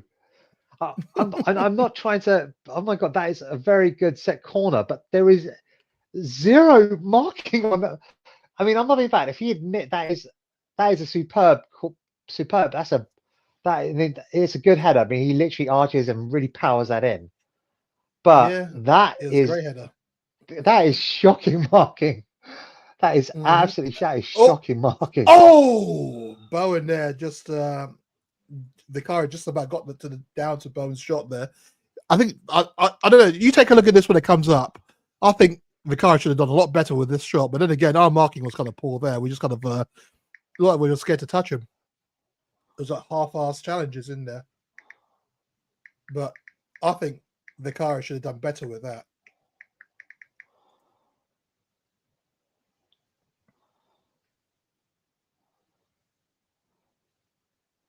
To be fair though, you got to say Jared Bowen has got some.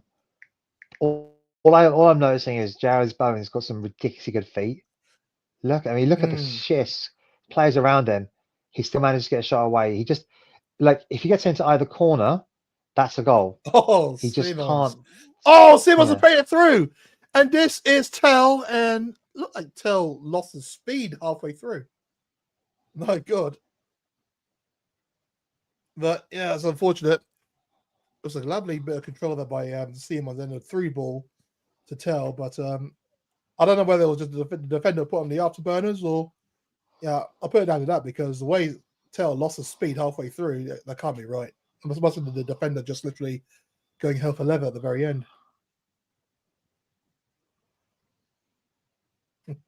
But here's the thing though, you have to those kind of chances you have to take. Do you know what I'm saying? You have to gamble or whatever. You have to play it on side. And if you haven't Spencer's got skill. speed. Yeah, sorry. Oh, that's a foul on Spence. That was a foul on Spence. Referee, you're a dick.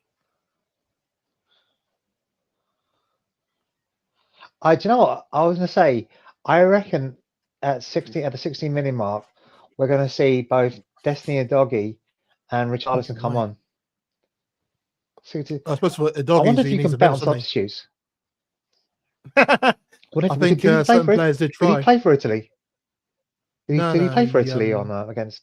No, I don't think he did. I don't think he was even taken, was he? I'm pretty sure. Wasn't he still with us training? I saw him training with us, but I didn't see. Obviously, I don't remember, but I don't remember now. I don't know if he went to Italy or not, but you know, Pape Sarr. I mean, he is. I mean, those people. You know, my niece is one of my niece's daughters. She was born on a leap year, and so that's why, I must admit, I wasn't into the Pape Sarr train. I thought we were really done over, but I thought this was a really bad move by Paratici, and we could have got someone like Tchouameni or something. Obviously, they're not saying if Real Madrid come calling, they're going to call. You're more likely to go for, to Real Madrid than Tottenham for obvious reasons. And Tchouameni is a fantastic player, but he is. I mean, Pape Sarr. Oh, get up, Bowen. He has really come on. Oh my God, he's given the foul, and he's going to book him. This referee is. What did I say? What did I say? Jesus. What did I say? You did say. What did I say? You did. I did call it, didn't I? Foul.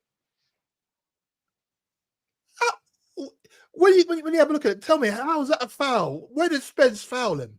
It was shoulder to shoulder. And how is that even a booking?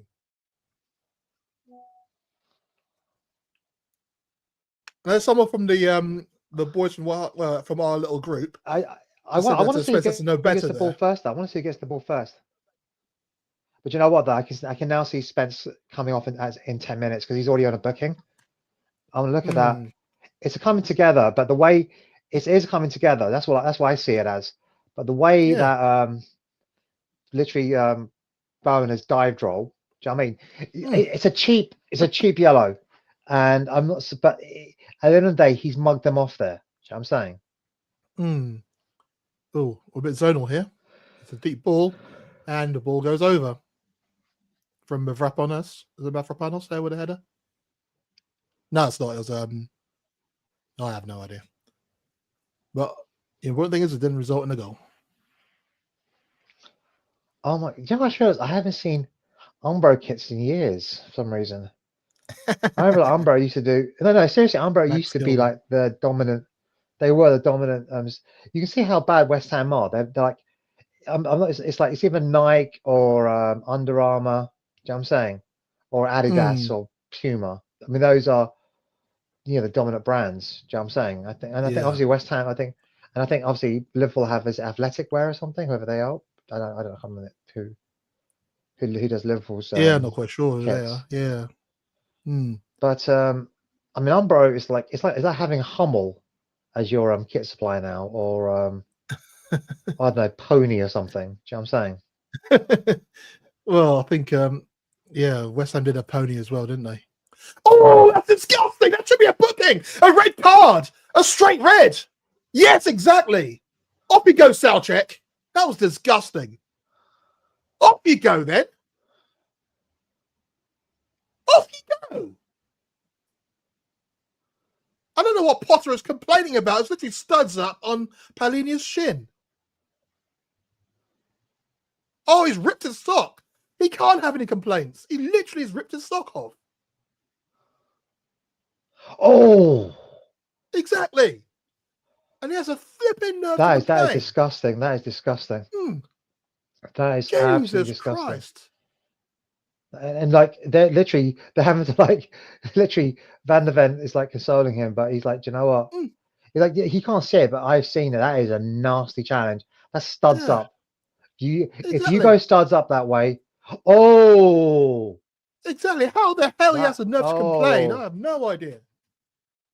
That is not. That is. I'm sorry. That is when your studs up that way. That is a disgusting challenge. Oh, he's reaching. He's obviously reaching, but he's mistimed it. And unfortunately, if you don't get the ball, he's reaching for the ball. He's missed it, and bam, that's gone right down the shin. That is dangerous. And he realizes what he's done. Oh God, do you know what? That is such. The other thing is, one of the reasons that West Ham have really struggled is that Rice was able to mask a lot of Soucek's inabilities. Soucek was under Moyes was really effective for David Moyes, but then once they lost Rice, the things he lacks, his mobility and other things like that, Rice was able to, he covered a lot of sins. Yeah. I just thought if a player is sent off, there's a person that he fouled, they stay on the pitch. I thought they will have to leave the field and getting treatment. But Palini's still there. There's a better foul. Wow! What a goal! What a goal, man! What a strike by Benaval! Oh my God, that is absolutely phenomenal! Oh, what a header! Anyone who's doubting this player, man, give your goddamn head a wobble! What a header by Benaval! And that is 2-0, and that is the least we deserve. Oh, that was fantastic. We needed. Well, look. At the end of the day, we've gone up a goal. Oh, that's amazing. Oh, that is. We have, do you know what that reminds me of? That does remind me of a Dele Alli special. Do you know that? When Dele Alli was literally just put that timing in there. Exactly that. But what a run! What a move by Benaval to get hold of the ball, and the pass though by Romero. The pass by Romero, and the goalkeeper's got no chance. The goalkeeper's got absolutely zero chance of that. Exactly that.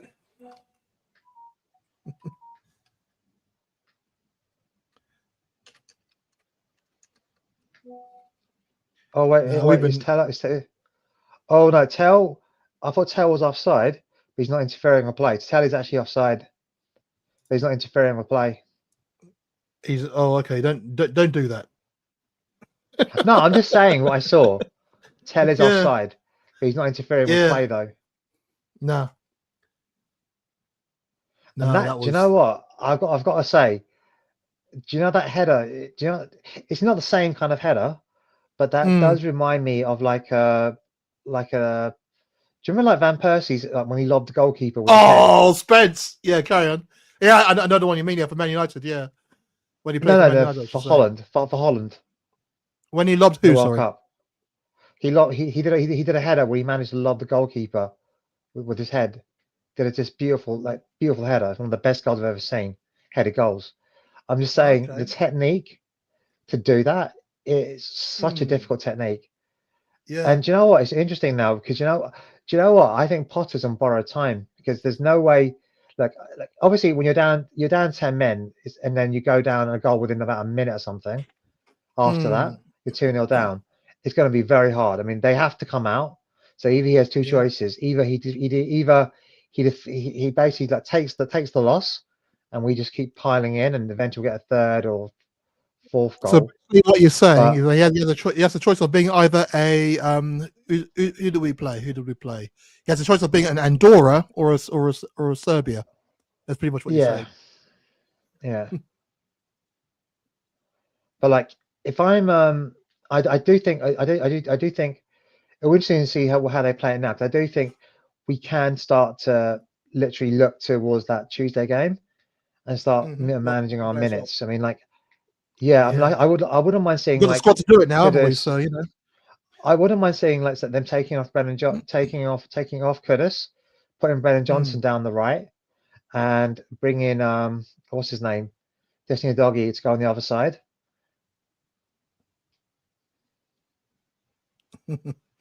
I just seen But like we've the got the scorecard. choices, There we go. and I'm thinking like Thank you. Paulinho. I'm not being bad. Paulinho is obviously. I think obviously we're going to play him. I don't know. Will we playing against Villarreal? I don't know, but I think we'll Yeah. definitely will look to bring in Archie Gray at some point because now they're now making us substitutes to come in. I can't see who's coming on though. I don't recognize those players. West Ham. Yeah. I didn't really watch. uh Wasn't the best of Well, passes the there, screen but will if I tell us. remember, Spence, I should save it. Yeah. But that Well, challenge in this is that challenge. You can't make there that we kind of go. We're moving challenge forward and again. then it doesn't. It's Yeah, no, exactly. Good ball by Spence. it's a Oh, shot. And like the referee didn't even have to go to VAR. He just saw it. It happened right in front of yep, him, and exactly. it was like, there's no way he cannot give that. It's an awful try. That could be a leg breaker. Do you know what I'm saying? Yeah, You exactly know, that. Exactly. It was absolutely disgusting. Now I appreciate that he was needing to stretch, but it looks like oh, okay. Fernandes is coming off. No more falling over at Van der Ven's feet now.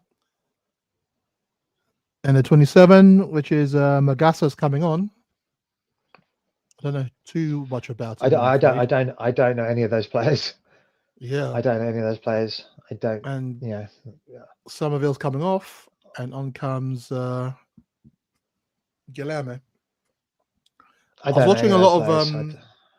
I was watching a lot of West Ham TV, and they were talking quite highly of Guilherme, but I must confess I don't know too much about them. I don't know what they offer.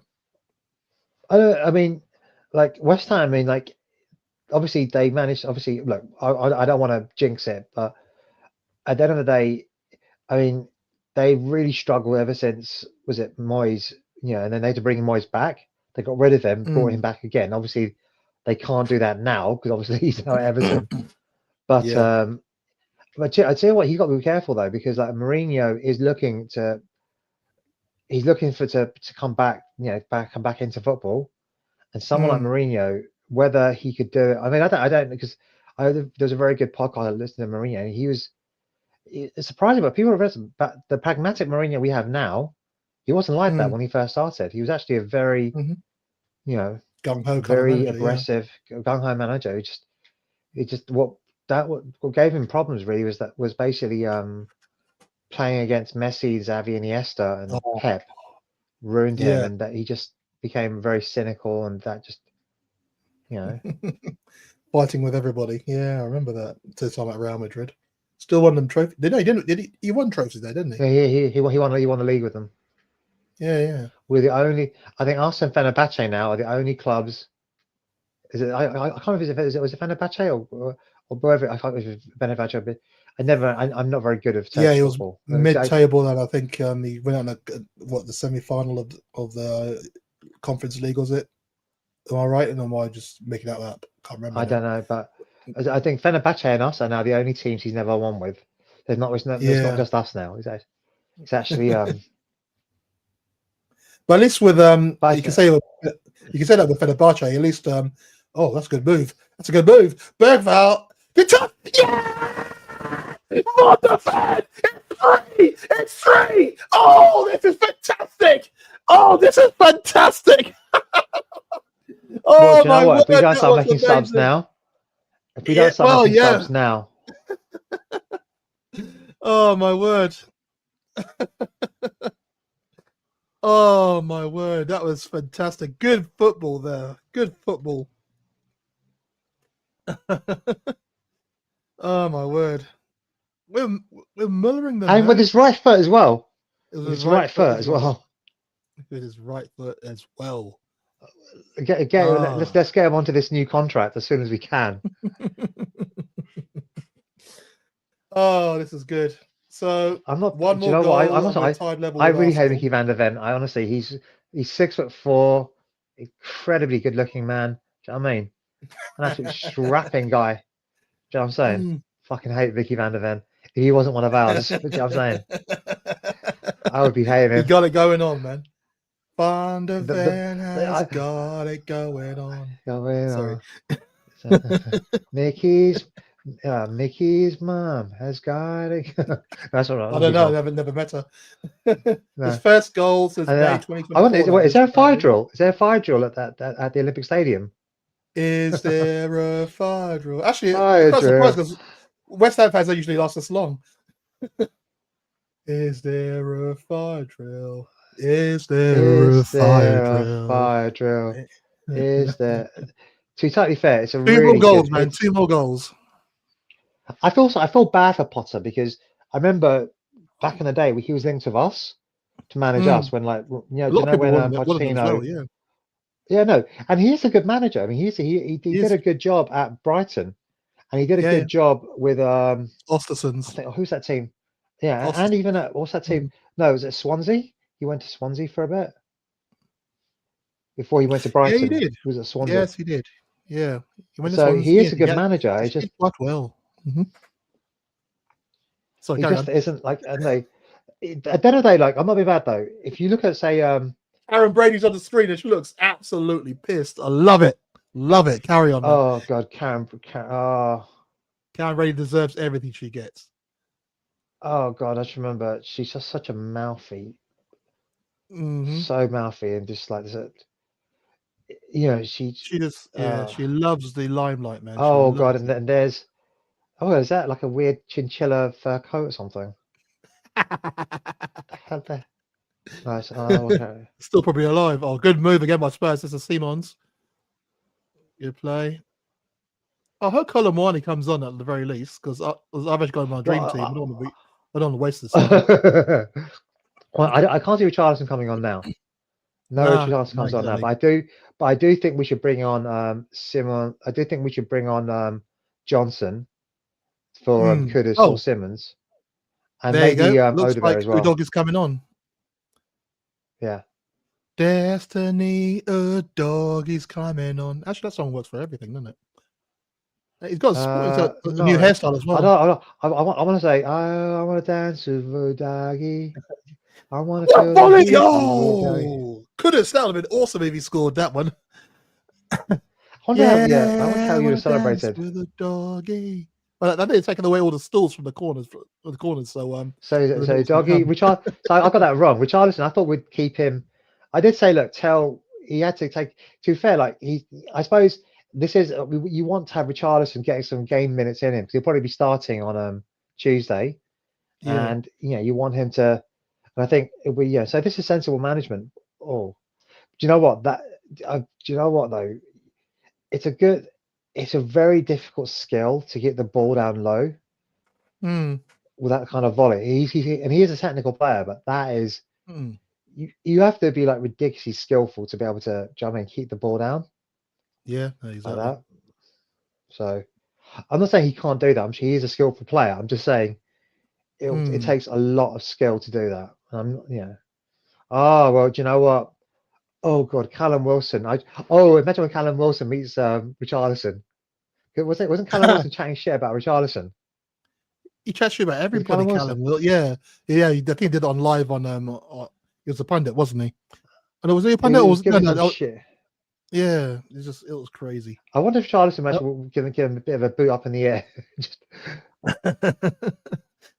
I'm just thinking, the fact that I Callum think Wilson's like potentially, if Richarlison scores right, he's going to be a bit of a dick to his Wilson at the last 5 minutes, and there's going to be a fight at the good save there, last. Vicario. I mean, caused by Richarlison. No, exactly. If Richarlison scores, because Richarlison will try and do something to piss off Wilson.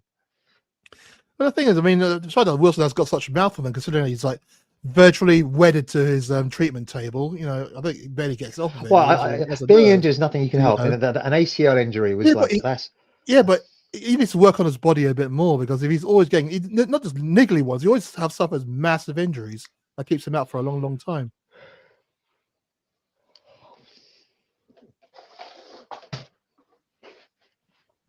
But 20 minutes to go, and currently it's West Ham 0, Spurs 3. Oh, good football again. And we are currently up to second in the league now. If we score 2 more goals, we will go top. This is good. Oh, this is good football. Oh, unlucky. Beraval there, almost. Oh, giving back to Sarr there. And this is Kudus. Oh, still got it. Lovely play. And of course, West Ham down to 10 after that horror challenge by Selchuk on Palhinha. But it's a good play. Oh, just this is Palhinha now. Across to Pedro Porro. Good inside ball there. Oh, good skill there by Sarr. Back to Porro. Wide there to Kudus. He has a chance and is out for a corner. Offside. Oh, shut up, linesman. It makes it even more annoying now. Not even there, man. Come on, man. West Ham. I knew that West Ham. That's what we'll put on the show at West Ham as well. It's annoying that we're not. No, I think this is the first time. I think it was the first time since Jose that we might actually end up beating West Ham at the London Stadium. Yeah, I was at last season's game, which was, I wouldn't say it was a bore draw, but it was just kind of like uninspiring, wasn't it? Oh, that was yeah. That was literally because I actually I have a playlist for like I have a playlist for like Europa League, like all the the lifting of the trophy and everything else. I call it El Crapico, all right, because let's face it, we were both pretty shy. You know what I mean? But I'm just saying, if you look at Richarlison, if you look at that game, that was proper El Crapico. Do you know what I mean? That really was.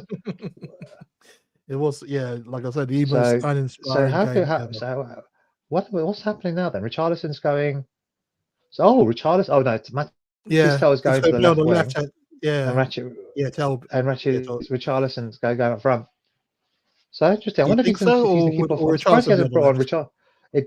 No, I think Richarlison. If you've got him, he's Brazil's number 9. You start him up front. Well, well done, Spence. Well done, Simons. Great debut. Yeah, superb debut. He can't look. I think he has shown some real quality, and and it's interesting to see what they do now with Matthijs Tel, because Simons is obviously a rival. I mean, the fact that they didn't look, it says something. They didn't bring on Odebear, and they said, look, you stay on there. Do you know what I'm saying? So they appreciate how versatile he is, but he has to do something to say, well done, Romero. You made a mistake. Yeah. Yeah, You know, true. Romero's not. Have you noticed that Romero hasn't got into any fights at all yet? Have you noticed that? He's a captain now. I think being cat. He's all No, I'm saying that yeah, he's before all he would. captain now. Because he would get into unnecessary shenanigans before, wouldn't he? Of course. But now he's Of like course. he's kind of matured a little bit. Yeah, genau. Okay, lovely. Oh, he's done the skill! Could have did the skill! Oh, that's gonna irate the fans. That's gonna piss them off. It's like watching Brazil, man. Oh my day. Like I mean Brazil from 1970 to 86, you know, not the Brazil we have now, because they are shocking.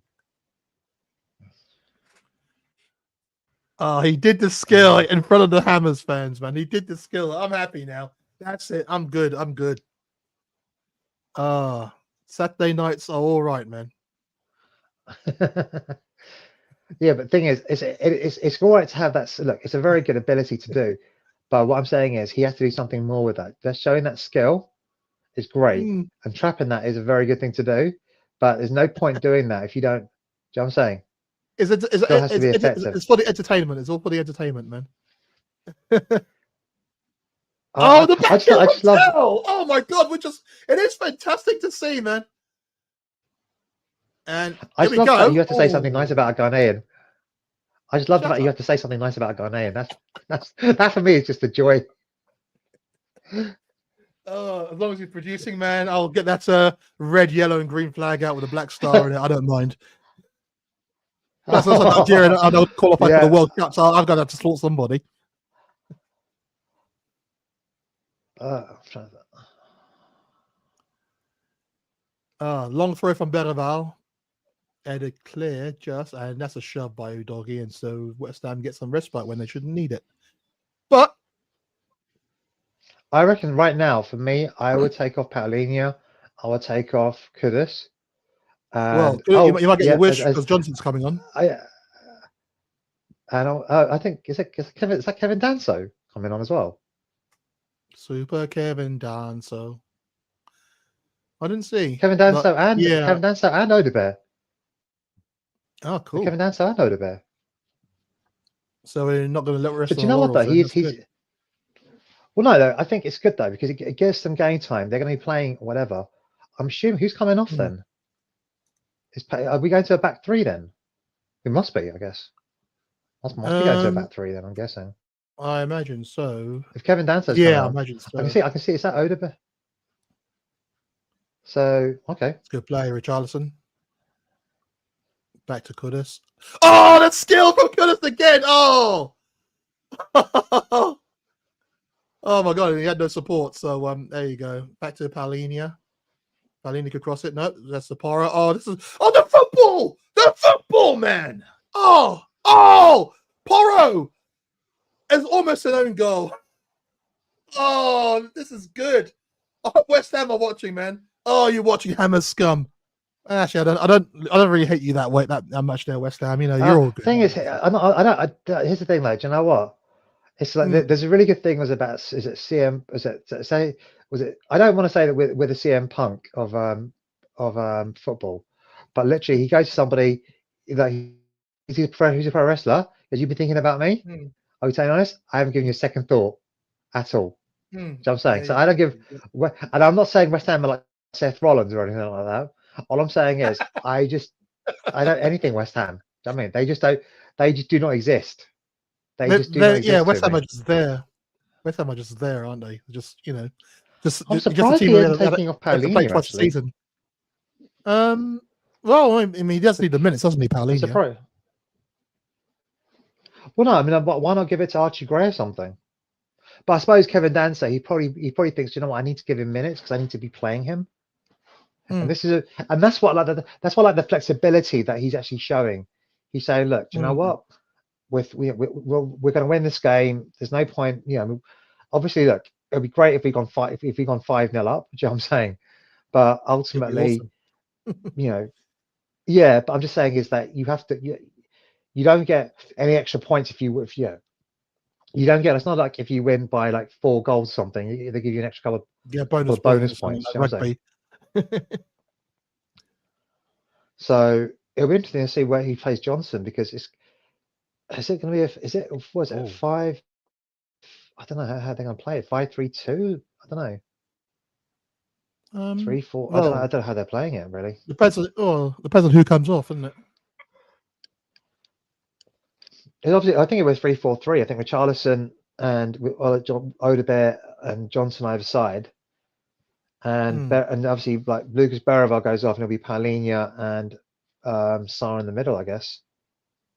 Okay, yeah, that makes sense. Yeah. But we're just keeping the ball and just making them run for it. It's good to see, man. Who'd have thought that you could see the Spurs team? Like, I mean, okay, I will give Pochettino, kudos for one thing. I mean, the way he kind of got teams to chase after us. Oh, Tell, that's beautiful. Unlucky, man. Unlucky. You almost had him. Well, I think Tell ultimately he'll be, obviously he'll be annoyed the fact he can't play obviously on Tuesday, but like next week, he's someone that says, look, I should be given a chance against Brighton, and there's no, look, at the end of the day, we've got so, was it with this new expanded Champions League, we were playing at least 60 games. Do you know what I'm saying? It's gonna how many games is it? It's quite a lot of matches though, isn't it, right? Well, if we get from it's 17, isn't it? Something like that. If we from first game to the final. There's 8 games in the league. I'm not saying we're going to make it to the final. I'm just saying. I'm just saying. Like with 42 games, 8 games in the league itself. 42 games. There's 42 games. There's 38 games here. There's 46. Then there's League Cup, FA Cup. There's 55. Assuming we get past the group stage. So what do you know what I mean? Do you know what I'm saying? Assuming we will get past. So I'll ignore that. Berrival's coming off. Well done, my boy. Great goal. I'm so glad I picked this. Well, I almost. Oh wait, Van der Ven's coming off. Oh, Van der Ven's coming off. Okay, yeah. So there we go. So he's probably going to stick to 4 at the back then.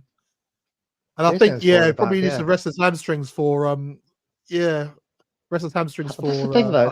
That's the thing though. I'm not being bad. We were never able to really fully rest. And like Danso's a really solid player. Danso's a really solid player. I don't think he gets the flowers he should do. Isn't he captain of Austria, or is he just? I know that's what's the name. Alaba doesn't play much anymore. I don't. Is it? I don't think he's captain. I'm sure it's going to be Alaba or something like that, or Marcel. Is it Sabitzer? Is that the guy's name? Guy? Yeah, we wanted to sign him, but he went to Bayern Munich instead.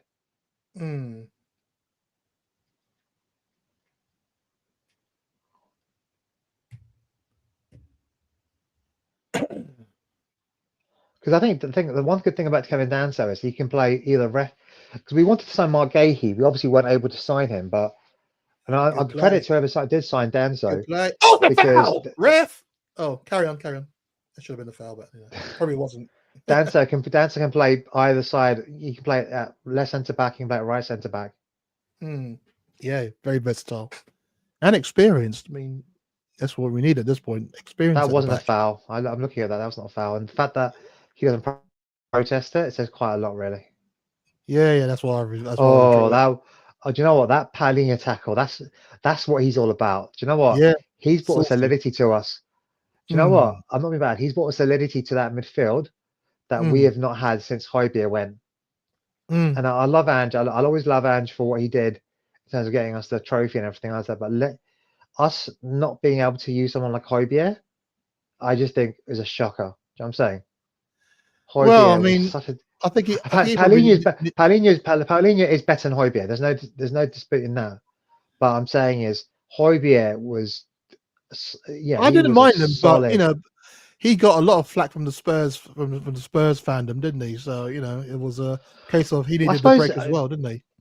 I think to be fair, Bentancur did make him look good. When him and Bentancur were a very good combination in that 3-4-3, and they did work each other really well. And they had a really good understanding. We're interesting to see how Johnson does because he's got 10 minutes, and then I know we're not going to. Obviously, we don't need to. We don't need to actually go like hell for leather because obviously we're up we're up 3 goals, but it's it says something. We first of all we're not reliant on our strikers. because Mm. our defenders are able to get, Yeah, very true. But the way we're keeping the ball, it's just so beautiful to see. It's been a long, long, long time since I've seen us keep the ball like this. Well, And just yeah, but toy to be with the fair, we are opposition. playing against 10 men. We are playing against 10 men, and they are literally they know Even their when it was feet. 11 against They're 11, literally. man. Even when it was 11 against I 11, know, we but I'm still saying is keeping that the ball now. beautifully.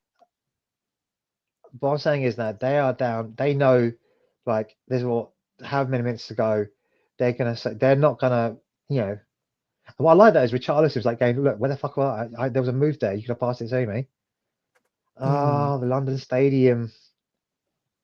I'd love Beautiful, to isn't say, it? do you know what I've got to say? If I ever met Karen Brady, I'd be like, do you know what?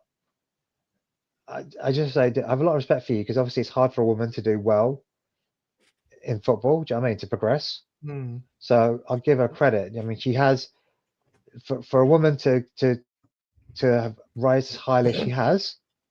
That is, she deserves her credit for it. But it's just Yeah, like, yeah. do you know what? Don't be chatting shit about other clubs. If Mm. if your club, at least have your club do well. Do you know what I mean? If your club isn't doing, you know what I'm saying? Just kept in there by Odebear.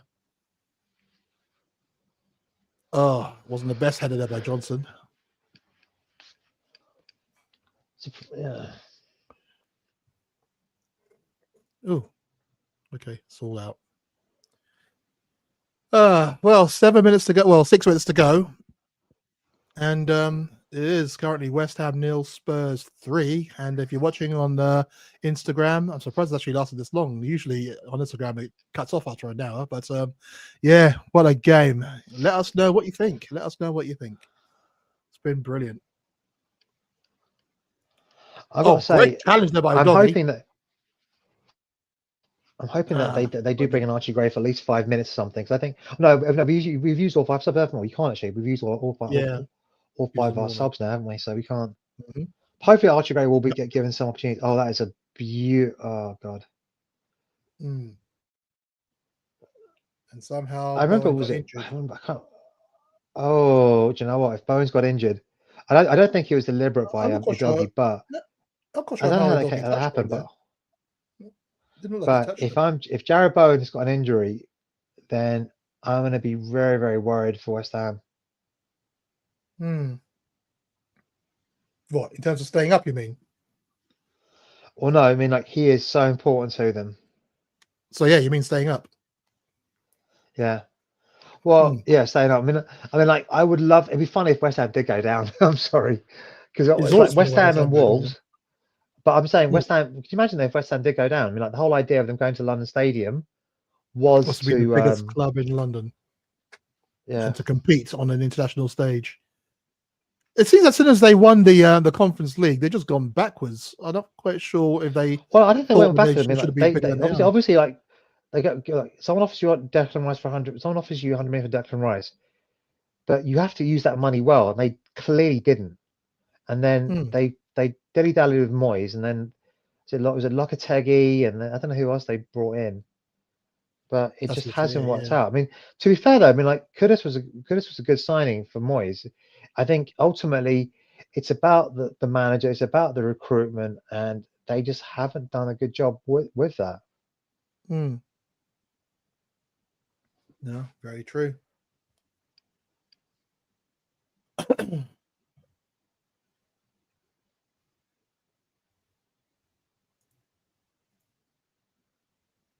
It's just keep ball at the moment. See, when was the last time you ever saw Spurs just play keep ball with 5 minutes to go?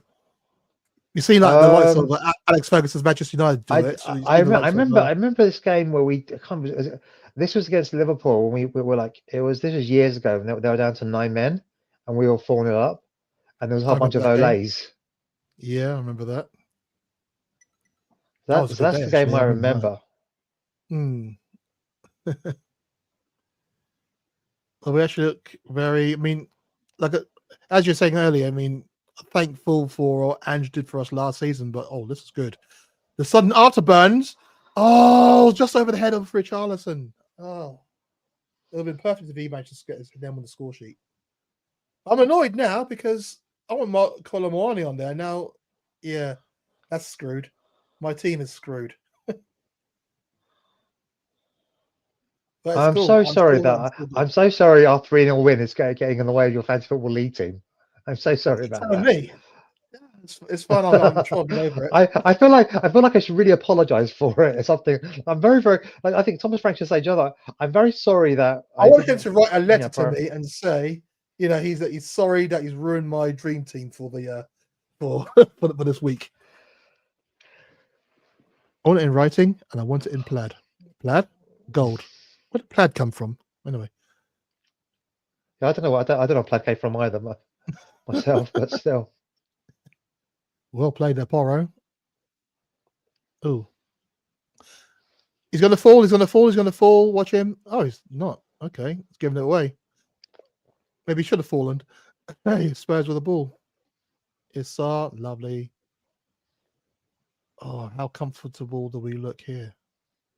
No, I mean, well, I'm hoping we're not going to go too crazy. I mean, it's more a case of, Oh, Poro's got space. He's going to put the ball in quickly, but he didn't. He waited. He took another touch.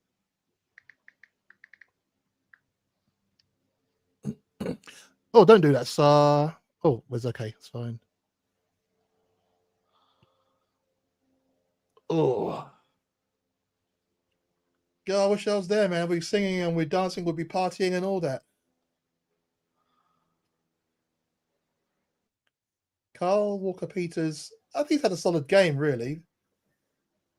I mean, there was that talk about him getting him during the summer, wasn't there? well, no, I mean, I do think I think Carl Walker-Peters. Yeah. I think first of all, his age. That is, his age was going against him a little bit. But I think Bowen seems to run off his injury. Yeah. I mean, that's a player that, do you know what? I mean, how no one else signed him, I still don't get it. Yeah, it's intriguing, that, isn't it? Well, he signed from Hull, wasn't he? Directly from Hull. And I mean, I seem to remember us in the group those years back talking about Bowen and how he would fit into. Who was our manager at the time? Was it Jose? I want to say I got Jose in my mind. It must be him. Yeah. How he could easily fit into. Yeah, it would have been Jose because that would be his type of player. And how he didn't even so much as put a bid in, I don't think. So it's crazy. And Hull were doing their level best to try and sell him, weren't they? They're just hawking him to pretty much anybody. No. I think it was Pochettino, and then Jose came in after. And I think, to be totally fair, that Lamella was. I'll always love Coco, but I think we did stay too long. I mean, like I said to him, look, Wanyama and Coco, they're no longer physically the player they need to be, and Pochettino was just a little bit too. It's like Dembele. We should have moved Dembele on in like 2018. Hugo Lloris, years before he left. Do you know what I mean? Yeah. I just think he got too close to the players. And one thing I got to give credit to Ange. Ange said, look, I don't want to get too close to the players. I want to have a respectful relationship. I want to, do you know what I mean? But ultimately, I have to let players go on. And if I'm too close to them, I won't be able to do that. Yeah. And it's hard not to. I mean, like there is that little bit.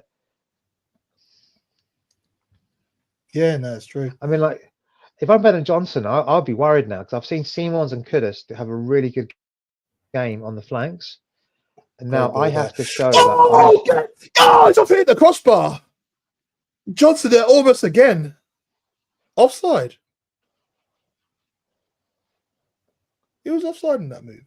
Maybe Johnson. Well, it's a lovely move again. No, he was offside. Yeah, he's way offside, yeah. But the thing is, he should have buried that, though. Even if he didn't know he's offside, he should have buried that. Yeah, still was a good move by the keeper, wasn't it? I mean, he just spread himself. Yeah, he's offside. Ward-Prowse is off, and I'm saying he should have. I don't know. The goalkeeper, he has to show better finishing than that. Even if he's going to be ruled offside, you know what I'm saying. Yeah, that is a gilt-edged chance. But I'm not. Look, I've dug. I'm not saying I've dug him out. I've tried to be fair about Ben Johnson. I said, look, he is a talented player, but he hasn't shown enough. And if you look at Xavi Simons, where we've played him, and if you look at, say, Kudus as well, they have shown. I mean, the fact that the thing is, everything was going through Kudus. Now, because you've got Xavi Simons as well, it spreads the pitch very, very wide. Do you know what I'm saying? Yeah. So now you've got like Yeah. Johnson and you've got Odebear and you've got Tell, who are like in that group. Well, maybe not Tell because of the Champions League, but Odebear and Johnson, who are looking to get into that. And now they have to show that they are. Do you know what I'm saying?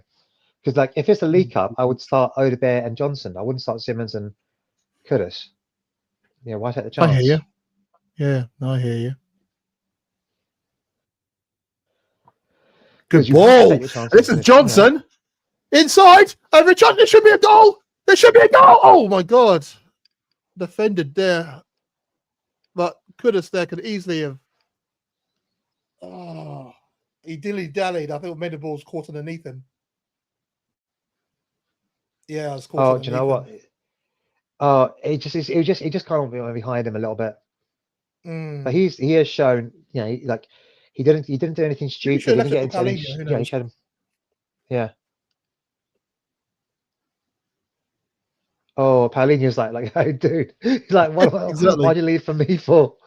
He's literally Exactly. looking at him. Left- But the thing is, he's looking at the ball. He can't see Paulinho. Do you know what I'm saying? He's That's looking true. completely at the ball. Mm. So it is what it is. Here's a corner for Spurs. Yo! That's another corner, surely, because it came off, Max Kilman, is it?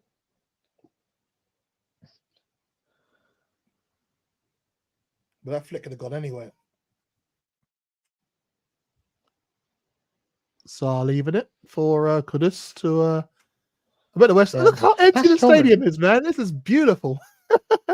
Oh, do you know what? I just want to say this. I mean, like, I didn't wear my I've also got my Spurs kit now, and I'm wearing that with pride, until I'm actually going to the UEFA Youth League game on Tuesday. Oh, I'd love to have gone to that one. Managed it. I managed it. Well, it helps that I live around the corner. Do you know what I'm saying? So it does. Yeah, true. I will be going. Yeah, I mean, I've officially got. I'm only going to go to that one. I'm only going to go to that one. I'm only going to go to that one though, because I won't. Is that the training ground, right? Is it the training ground? And the tickets are free, aren't they? Well, I think you have to pay booking fare for it, but yeah. Oh, Berval, you're an absolute genius. Absolute genius. Brilliant game. I think probably his best game for us. Has to be there. I think Shubes has lost contact, internet issues, but really, ref, you're not going to give that? He has given it. Okay. So whatever's left of the of injury time, it should be enough. And there we go. There we go, motherfuckers. We got it. What a performance. What a performance that was. I have to just give a round of applause. The Spurs were brilliant. And I don't think it's a case of Spurs being good and West Ham being bad. I think it's just a case of we were just good. You know what I mean? And wow, we did the business. We did. We literally did. Fantastic goals as well. Fantastic performance. I mean, we should have been a goal up in the first half. Romero put the ball in the net, but it was chalked off for no real reason. Well, they're going to say that Van de Ven fouled Fernandes in the build-up, but I don't think it was a foul. Nothing like a foul. And yeah, I was chalked off. But we dominated from start to finish. And yeah, it was fantastic. We then got going in the second half. We just kicked it up a notch in the second half. Within 2 minutes, Sarr scoring. Great header as well from a corner. I mean, that's what we had a ton load of corners, man. We had a lot of corners in the game. And yeah, it was a brilliant header from Sarr. And God, and then 7 minutes later, Lucas Berval scoring to make it 2-0. I love I said that Sarr's header was brilliant. Berval's header was just as good. I mean, I can't remember who did the assist. I want to say let me just get the commentary up on this one. Uh, yeah, it was a lovely long ball. It was Romero actually sprayed the long ball, and then right onto Berval's head, and he just looped the header over the keeper, over Hermanson. That was 2-0. And then just to show that we were absolutely running away with it, man. We don't make it 3. 7 minutes after that, it was 3-0. And it was Mickey van der Ven. It was basically Berval dribbles into the penalty area, and then and the pass goes to Van der Ven, and he just side foots it into the net. It's brilliant. Up they show the table. They are, and look at us. We are second in the table. I know we're probably going to be pushed down to third if Liverpool win, or if Chelsea they play against Brentford. Anytime we need Frank's old team to do us a favour, it's now. It is definitely now. But it's cool. I can take that. It's all good. Second in the table, and we're just a goal behind the league leaders Arsenal as things stand. We play Brighton next, and we know we have to put in like a decent performance. And yeah, now just talking about the goals, how brilliant each and every single goal was. I mean, what was your take on it? Well, first of all, I gotta say the set pieces. I mean, how on earth Papsar got all that space? That is, I mean, he's very tactically intelligent, but it's not as if he's doing a lot of running. He literally just stands there and just like, oh, there's no one around me. Okay, then, and it's a really good corner, and he just buries the header. You know what I'm saying? So that's either they the best know players to literally put know just stands in the penalty area. That's literally all the best players that know to just do that because everyone's rushing to try and get into position. But If you just stand there, you just like you get the ball. But Berryvale's header, that it's such a difficult because he's running, and the way he literally is like he turns and heads the ball to lob the goalkeeper. That's a very, very difficult skill. And it's a different because obviously, just the one thing we didn't actually talk about. This is the first game of the new era. Mm-hmm. Because I think we saw Vivian Lewis. She was there with Vinay Venkatesham, and I don't know if the person next to her was her brother Charles or the son-in-law.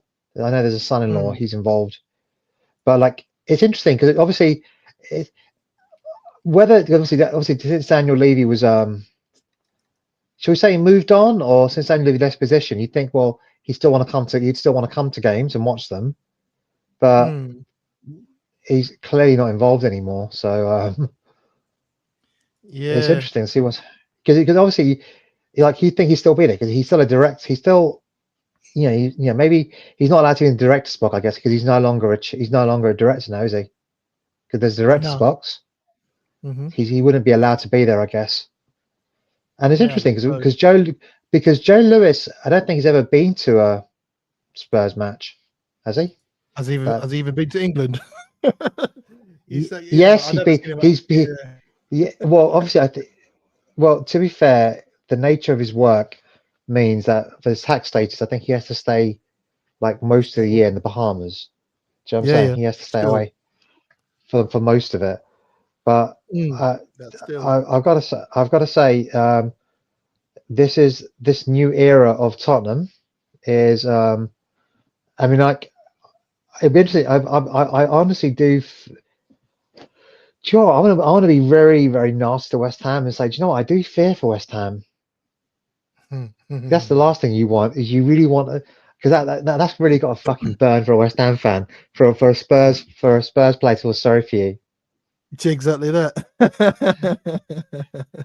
But like, if you look at them, they are conceding goals. But do you know what? I'm not bad. There's a lack of quality there. Do you know what I'm saying? Apart from Bowen, Paquetá had their one chance, okay, and he had a gilt-edged chance. If Paquetá takes that chance, that's it. They're 1-0 up. They can get 10 men behind the ball. Do you know what I mean? But he doesn't take their chance, and ultimately they're not defensively strong enough for them to do that. And I don't think they offered anything. And I think, look, attack wins you matches, and defense wins you titles. I don't think West Ham are looking to win the title, but you have to be able to defend at some level. I was just thinking, you said that there's a succinct lack of quality at West Ham. I mean, they spent 125 million, didn't they, in the summer window? I'm just trying to think of who they actually Yeah, spent but it yeah, on. but well, I think Fernandez is a good. I think Walker Peters is free. Fernandez, I think they've gone for like a small amount because he came from Southampton. But let's face it, Southampton were one of the poorest teams in the Premier League that we've seen. I think did they beat Derby record? Did they get less points than Derby, or did they get more No, points than Derby? I can't remember. no, the last game of the season they got the point they needed to go one clear of Derby. So they So, don't have the record. they didn't. So they got the points they needed to avoid being Derby, which is like the Worst worst team, ever yeah. in the Premier League. Really. But ultimately, and so but obviously, if you're like West Ham, you're thinking, well, someone like Dibbling would have been an excellent player for you to sign because Jared Bowen, as good as he is, he can't play all the games. Blah blah blah blah. Do you know what I'm saying? And so you look at that and you just think West Ham have basically got used to the fact that I think they've always thought that, you know what, because of the gulf between the Premier League and the Championship, we'll always stay out. Do you know what I'm saying? No matter how bad we are. Look at Tottenham last year. If Ipswich or Leicester, I mean Leicester, we lost. How the fuck we lost Leicester at home? I have no idea. But Ipswich, Leicester, and Ipswich as well. We lost to Ipswich as well. I forgot about that. But Southampton, Ipswich, and Leicester were probably one of the worst teams that I've seen in the Premier League for a long time, and they really haven't, shown what they need. So that kind of helped us stay up. But I think if you look at I think the race at the bottom will be a lot more interesting than the race at the top because you've got West Ham, you've got Wolverhampton Wanderers, you've got Brentford maybe because I don't know what they'll do against Chelsea. Who's the other? And obviously you've got Leeds, who I think they lost to Fulham, didn't they today? Yeah, it was a very unlucky own goal in the last minute or last seconds, I should say. But I think the one thing that Leeds have that like Ellen Road is an absolute fortress. So if they can get enough points at home, Leeds could stay up. So I'm just saying because I don't see Burnley. I think Burnley play Liverpool tomorrow, don't they? Is it tomorrow? Yes. Yeah. And didn't like Scott Parker lose like 9-0 with Bournemouth to them? Was it 9 or 8-0? It was 9-0. So what I'm trying to say is that he's but I was saying that Burnley they basically yo-yoed up. You know what I mean? They know that for them to stay up, it takes a lot of things to go right and a lot of things to the other team. So they've built their model on knowing that they may go down. I think who was the other team that came up? Oh, it wasn't Leeds. Leeds came up for the play. Leeds came up. Did Leeds come up from the playoffs? No, Sunderland. Now Sunderland will be interesting because Sunderland at Roker Park. It's Roker Park, bloody hell, man. Stadium of Light. I don't know why I said Roker Park. It's such an old school thing to say.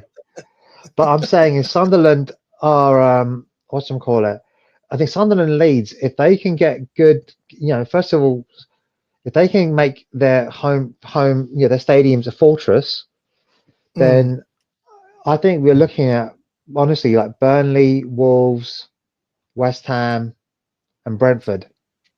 They're my 4 favourites to go down. 4 favourites to go down. As in out of those 4, it would be 3 out of those 4. From those 4, yeah. I hear you. I mean, like it's. Yeah, I hear you. I feel bad for Potter because I actually like Graham Potter. I've always thought he was a good person, a good manager. The fact that this is a guy that was very unlucky, like playing wise, and he somehow from being because he was in Sweden. I mean, it was like a BBC headline news that he was he came on like Football Focus, and there was like, oh, there's this guy, and then he did very well against Arsenal, lost, but gave a good game against them, and that's what really got whatchamacallit his chances at Swansea. I'm gonna say Swansea before he went to Brighton. Swansea, I think it was, yeah. And then look, at the end of the day, all managers are ambitious. Do you know what I'm saying? he'd seen like because I think they sold Caicedo and Cucurella to things, so it made sense for them to sign him. It just didn't work out, and like Maresca, I mean, like Pochettino, he was there for a season. They moved him on. Do you know what I'm saying? Okay. And Maresca's lasted for like just over a season, but it's bonkers. Like they buy a whole bunch of players and they just sell them on again, and they do weird like shell game. You know, was it what do you want to call it? Financial hide the queen or something? One of the better term. No, I don't. Yeah. What would you? What? Honestly, that's what I don't know what you'd call it, but it's not as if you know. Well, that's you know, despite all that, Are we able? Are we able to see? Have there been any questions coming up from the chat in YouTube or? No questions at the moment. No, it's on Instagram. Yeah, it's been quiet as well. Actually, just had a comment from Ryan Bears. Sorry, I missed the comment there. Says a bit boring. Been a bit boring the last 10 minutes. Only action was Karen Brady. No, I wouldn't say it was boring, man. We're just kind of keeping the ball and actually making West Ham. No, but ultimately, here's the thing, though. You're 3-0 up. At the end of the day, do you remember when we were 2-0 up against Brighton, killing them and everything, and then we didn't know how to manage the game? Do you know what I'm saying? Yeah. And I'm not saying, and obviously this game, obviously it did help that West Ham were down 10 men, and obviously within a couple of minutes of, I mean, and that's leadership in some respects by Romero, by saying, you know, and Berival, like, you know, obviously it's a great pass by Romero, and that's what he does so well. I mean, that his passing ability is like, I mean, him and Toby are like absolute brilliant passing from deep, and that is an absolute brilliant header by Berival, because it's a good header, but for me it's more of like a header for a knockdown rather than a header for as in like the way where the ball's pitched. It's more a header for a knockdown rather than a header for a goal. And the fact that he's done that, I mean, like if I'm defending him now, I'm saying like the next game, you get up there with him, because they're not going to know whether he's going to head that down or head to you in space. You know what I'm saying? That is something that, you know, that is honestly, I remember, like, I never saw, I've met Alan Gilzine, who's sadly no longer with us, but I had a chance to meet him, but those who saw him play, so like he had the most incredible, he was like, the way he could head the ball, it was just beautiful. You know, he just had this real ability to get that ball when he headed it to go where he wanted it to go to. Yeah, he was just absolutely adept. But look, I look at that Brentford team, right? I'm not being bad. How many teams played? They've lost Vissa, they lost Mbeumo, and they lost what's his name? What's that guy called? Norgard.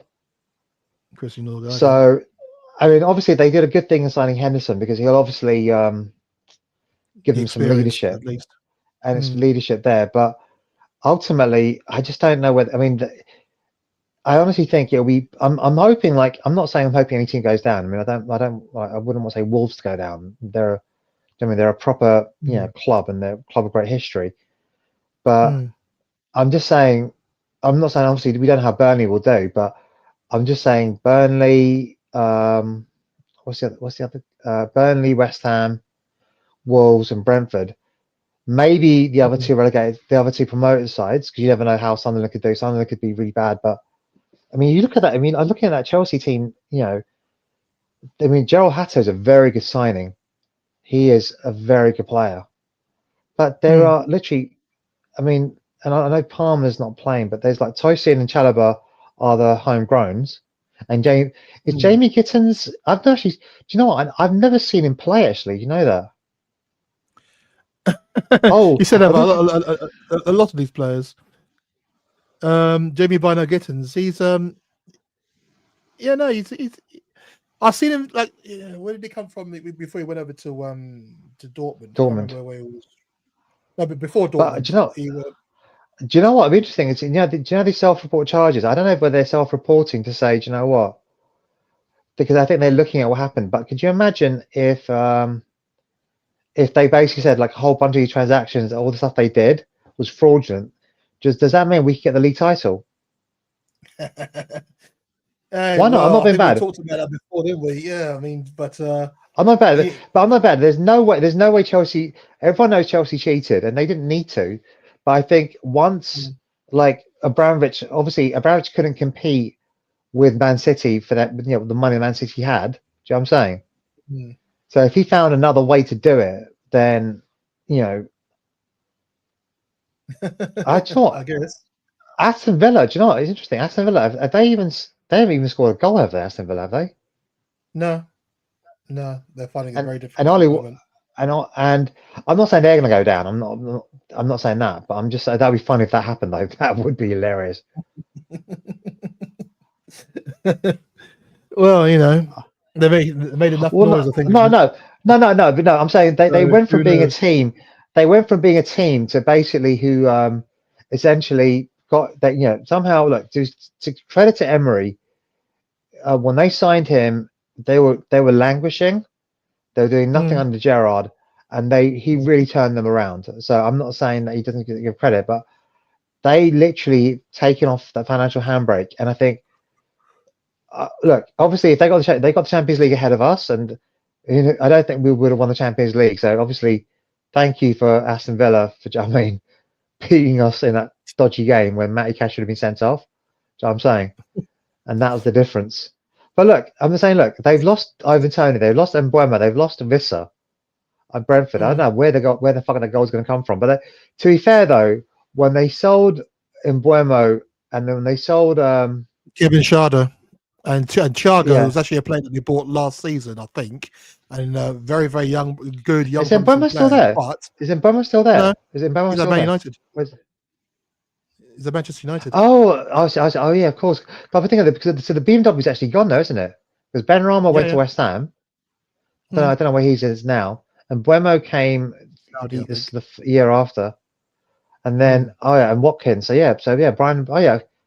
For some reason, I don't know why. Because I don't think of Brian. Do you know what it is, right? Because Mm. I think Brian and Bomo's Cameroonian, right? Okay. Yes, he is. And so for some reason, I just thought he'd have a French name. But then again, like if you think about it though, Samuel Eto'o, Samuel it's hardly like uniquely French, is it? Roger is hardly uniquely French, is it? So They kind of come from like the border areas between Cameroon and Nigeria. There's kind of like interchanging. So although it might be born in Cameroon, it might have like Nigerian parentage or whatever. And so they that's obviously why I they thought. use like mm, That's what I thought. But who knows? Maybe. But what Brentford are very good at doing, they're very good at scouting players. That's what mm. that was their credit.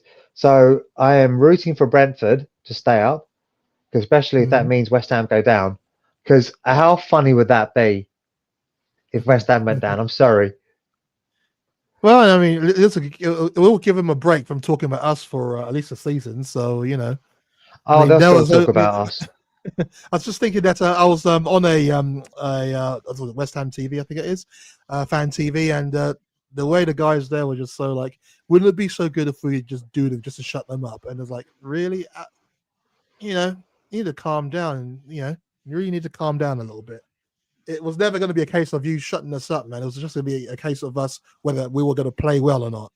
And if we did play well, we were always going to win. So that's the way it is. That's the way it is. Other than that, nothing else. Nothing else. It is just Okay. business as usual. Just business as usual. Well, Christopher, I will. Well, I'm gonna go. Man, I don't think our lovely supplement guys would like to watch us talk about the Brentford Chelsea game that's me coming up. But I No, want to get some dinner. But I'm on. But for mm, those, but yeah, I said it's like, first of all, I want to give a huge amount of thanks to Chris for those of you who don't know, Chris and I have been friends for many years, and I got a text from him saying, "Oh, he couldn't go down to the West Ham game." I think we should keep Chris away from every away game we can. I'd happy go in Chris's place. But yeah, if that's what I mean.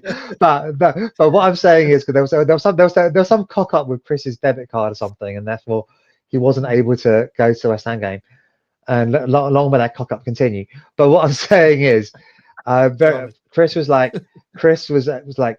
I said to Chris that, do you have time? Can we do like a watch along? We were able to do that. I'd like to thank everyone that watched along. I'm sorry that for those people, because I don't think we can see the. I think they can watch it on YouTube as well, can they? Or is it just Instagram or Facebook? Is it YouTube as well? They can watch it on YouTube. It's on the YouTube channel. So I'm sorry. I'm sorry when I'm checking the comments because I'm really bad at that. I rely on Chris to do all that crap because I'm so like getting me to turn up. I couldn't even turn up on time. That's how bad I am.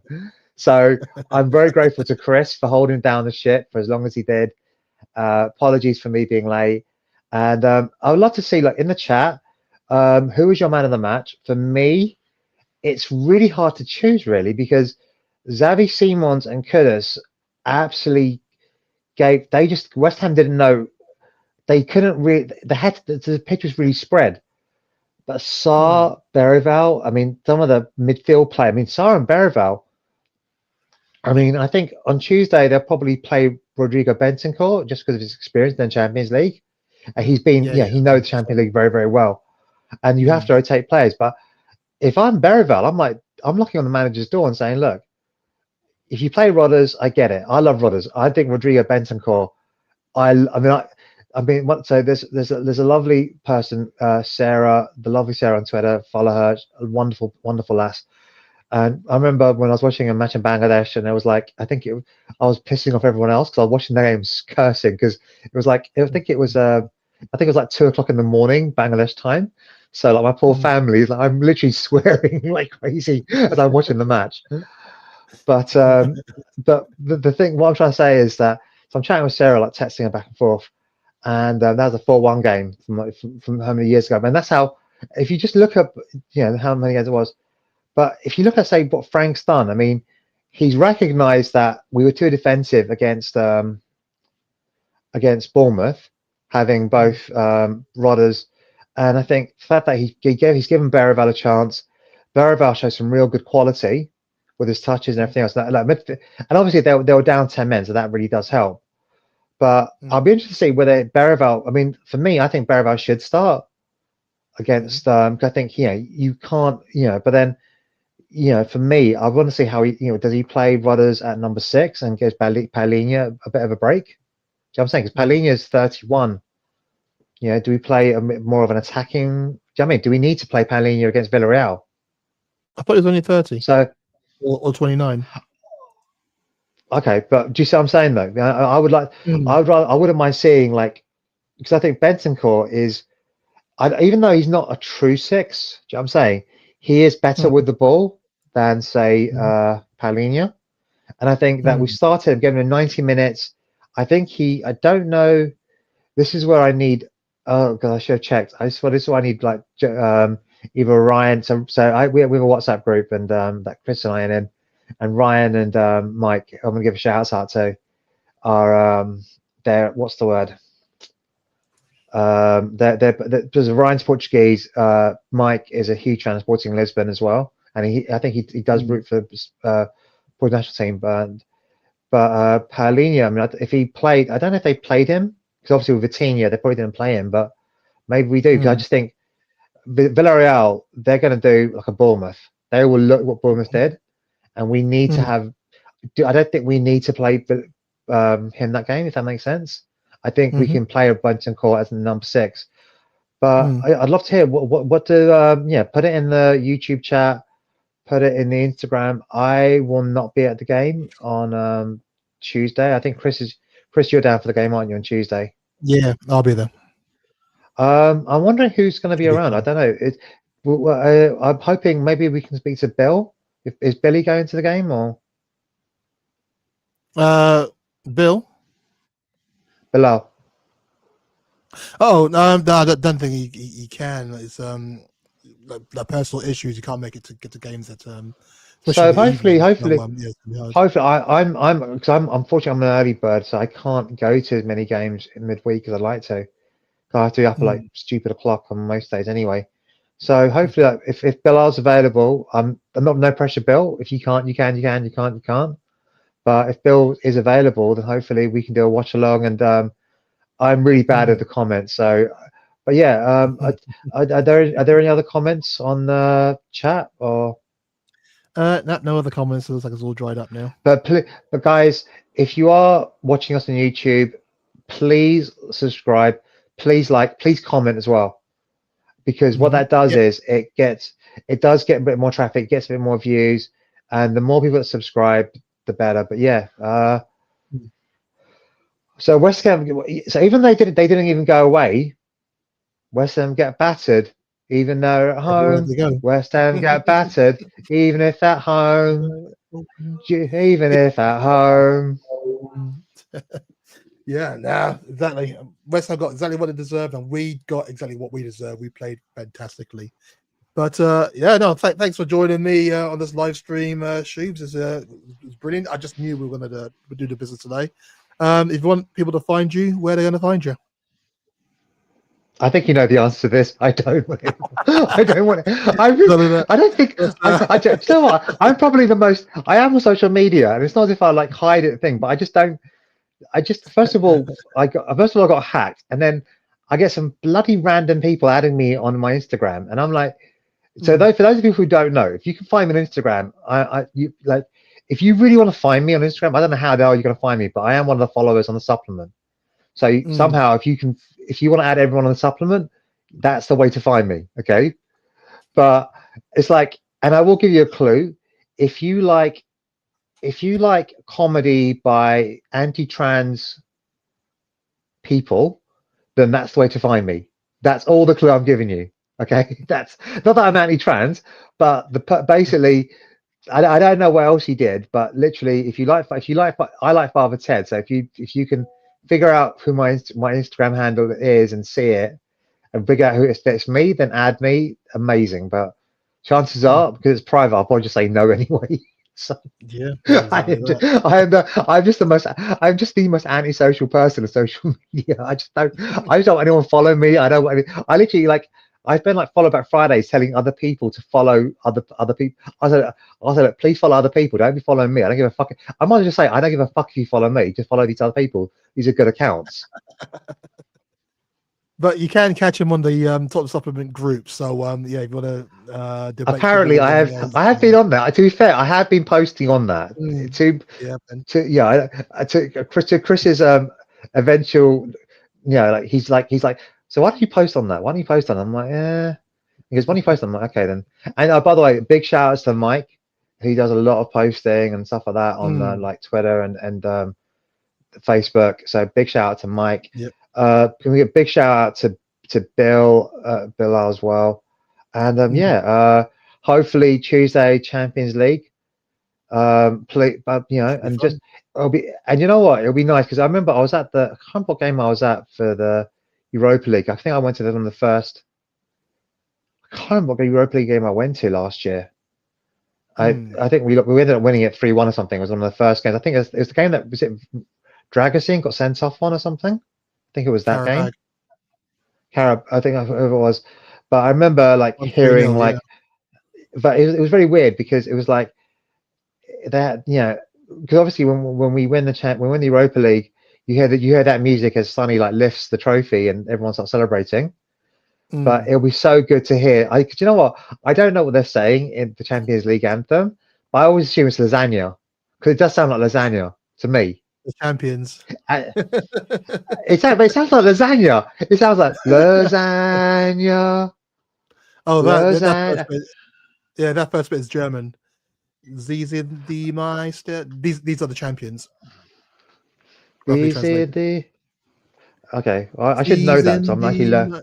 These are the best. These are the champions. Obviously, these are the champions. Die Meister. The Masters. The best. Like, the best. Les grandes équipes, the big teams. The big teams. Les grandes équipes. Les grandes équipes. So I do speak French, but I don't. Les grandes équipes. So, but the champions still sounds like lasagna. The way they sound it still sounds like lasagna. I'm sorry, it does sound like lasagna. I'm sorry. For me, it's always sounded like lasagna. I don't know why. I don't know how champion sounds like lasagna, but the champions. It sounds like lasagna. So maybe it's the Yeah, sign all round, it's doing round is making something. me hungry. Well, that just means that you want to eat. I'll be totally honest though. Ever since lasagna gate, I've only had lasagna once since that. That is how much You I can't have blame not me had for lasagna. Italian cuisine for that moment. But No, I love Italian cuisine. Don't get me wrong, I love Italian cuisine, but like I haven't been able to eat a lasagna. I like literally. I think I told Chris a story. I've not been able to eat lasagna like since then. And the other thing about that is, my what should I call it? So one of my so family members. So one of our friends, family member is basically they're Somalian. They love like they gave me some food. I'm like, okay, then sure. And I realized it was lasagna. I was like, oh shit, do I eat this or not? Do you know what I'm saying? Yeah. And to be fair, I'm glad I ate it because it was delicious. But I'm sorry if I really struggle to eat lasagna. I'm sorry, I do. But yeah, but thanks to everyone that's joined. We really appreciate it. Please on the supplement, please I'm very glad that Chris has made the move and we've got rid of. We had a whole bunch of dickheads. I'm sorry, and if you want to come at me, but by all means, Palmer's Green Mosque Thursday and Sunday mornings. Turn up. You want to find me there. And if I end up breaking your arm, you know what? Come at you. You want to come at me? Come at me. We'll see how tough you are. Do you know what I'm saying? they got what they deserve anyway. But no, I'm just saying. What, Yeah. So you want Chris, you want people to find me. Well, now now they can. Now they can. and now they can. Yeah. But I think we prefer more of a discourse as opposed to that. But yeah, we're a lot better group. A lot better group. I mean, look, there's always gonna be negative commenting. That is the nature of football. Do you know what I'm saying? There's gonna be someone that doesn't like what we do. There's always gonna be someone that says whatever. I think the fact that Daniel Levy's no longer at the club, they're gonna find. I think that they're gonna find someone else to be hating at, and they'll find, and they'll people like say, oh, I have no idea. I mean, I don't know how you can have a go at any of those players for what they did because, like, Seamus, we spent 50 million, we didn't do anything. I was like, I'm sure he got an assist or pre-assist. Do you know what I mean? And he played fantastically. He showed some real quality, and so I don't know if we do this. Should we do like scores on the doors kind of thing for like the players that played? So Vicario. I would say 6 because he had nothing to do literally he had nothing to do, did he? Apart from that Bowen and like that bit of a cock up between him and Van de Ven. I don't think he did that much, did he? Did he have anything to do apart from yelling at Van de Ven? Porro, I would say. So what do you give him? 6? I'd give him a 7 actually because he did get the ball forward quite a bit. I know in terms of defensively he didn't have too much to do down his side, but yeah, I mean, you're steady. Maybe a few misplaced passes, but I'll give him a 7. Okay. Porro, I'll give a 7. I don't think he was spectacular, but he was solid, good crunching tackles. So that for me, that's a 7. Romero, for a player that got into so many fights, not fights, he just got into really stupid. He did. I don't think he got to fights. So that's more Richarlison. But to be fair, him and Richarlison would have their scraps. Do you know what I'm saying? I'm surprised he didn't like put like kick like Paqueta or something. But that was a real captain's innings. I mean I would say I would say 8 is too low a score because again West Ham didn't offer that much offensively, but that pass. That pass for Bale's goal. So for me, that takes into a 9. I was gonna say I thought an 8 would be fine, but yeah, I mean, it reminded me of the assist. 8.5, yeah, go on. I'll give him a 9 then. Okay, it was a great. Mickey Van de Ven. I just think strong at the back. Strong at the back, and he should have had, like to be fair, like. To be fair, like Romero could have had 10 actually, because if that foul had on Van de Ven, which caused to barge into Walker. I mean, you know, we could have been like he'd have had a goal and an assist. So, so I definitely think a 9. Jed Spence, I'm going to say, do you know what? He was. He was I brilliant. think he kept. He was. Do you know what? Bowen is one of the best. I honestly think like him, Saka, Foden. I mean him. I mean, it'll be interesting because like obviously like come World Cup time, but you've got Saka, you've got Foden, you've got Palmer, you've got Madueke. I was trying to think who else you got on that left hand side, and you've got Jared Bowen. So, and the fact Eze as and well. that shows as more of no, but as in like no left on left hand side, right hand side. Sorry, that right hand side. Sorry, Oh, I'm right side, saying okay. Madueke. I'm just saying Mad. You know, so I think yeah, he is. I thought he was. I thought he was West Ham's player of the match. He's the only one that kept him in it. Do you know what I'm saying? Yeah. So I think 7. I think it's a good score. You said like bring me your winger. I don't think Bowen did anything, but Bowen was fantastic. The fact that anything West Ham did good came from Bowen, and so I'll definitely give Jed Spence a 7. I think he did. Yeah, I think he got caught on his heels for that thing, and I think he could have let Bowen have that and just said, look, you control. By the time you control it and everything else, I'm gonna be in front of you anyway to try and get past me, kind of thing. So I'll give him a 7. So Yeah, I agree with that. Paulinho, you want to give him an extra point just for the fact that if him getting drawing the stupid red card made it easy for us. But I think 7. I don't think he even He did drew that. I everything. don't think he was expecting that lunge, was he? That was literally. I don't want to give him a 6, but I don't think he had anything to do though, did he? He had nothing No, to he was do. steady and putting some good challenges, but I'll give him a 6 actually. Right. I'll give him a 6 or a 7 because he had nothing to do, I'll give which him a wasn't his 7. fault. Yeah. He had nothing to do. That wasn't his fault, but it just he had nothing to do. Simmons and Kudus, I'm gonna give 8s. I thought Yep. Great debut. without really doing. I mean, I think once they're on the same page, like they're all on the same page, and they've got that interchange and everything. As the season grows, the season develops, and let's face it, we could be playing at least 50 games this season. I think because of that, there'll be a lot of opportunities. So I think I'm going to give them both 8s. Bergvall and Sarr, I think they just. No, I mean West Ham were shite. Let's not make no bones about it. West Ham were shit in midfield. They were, but also made them look shit as well. But yes, I'm saying we made them look shit. So I don't know whether Bergvall and Sarr look so good because West Ham were so shit, or the fact that Bergvall and Sarr played so well to make them look like shit. Yeah, But definitely 9s. They both got 9s. And I'm going to give Tell a 7.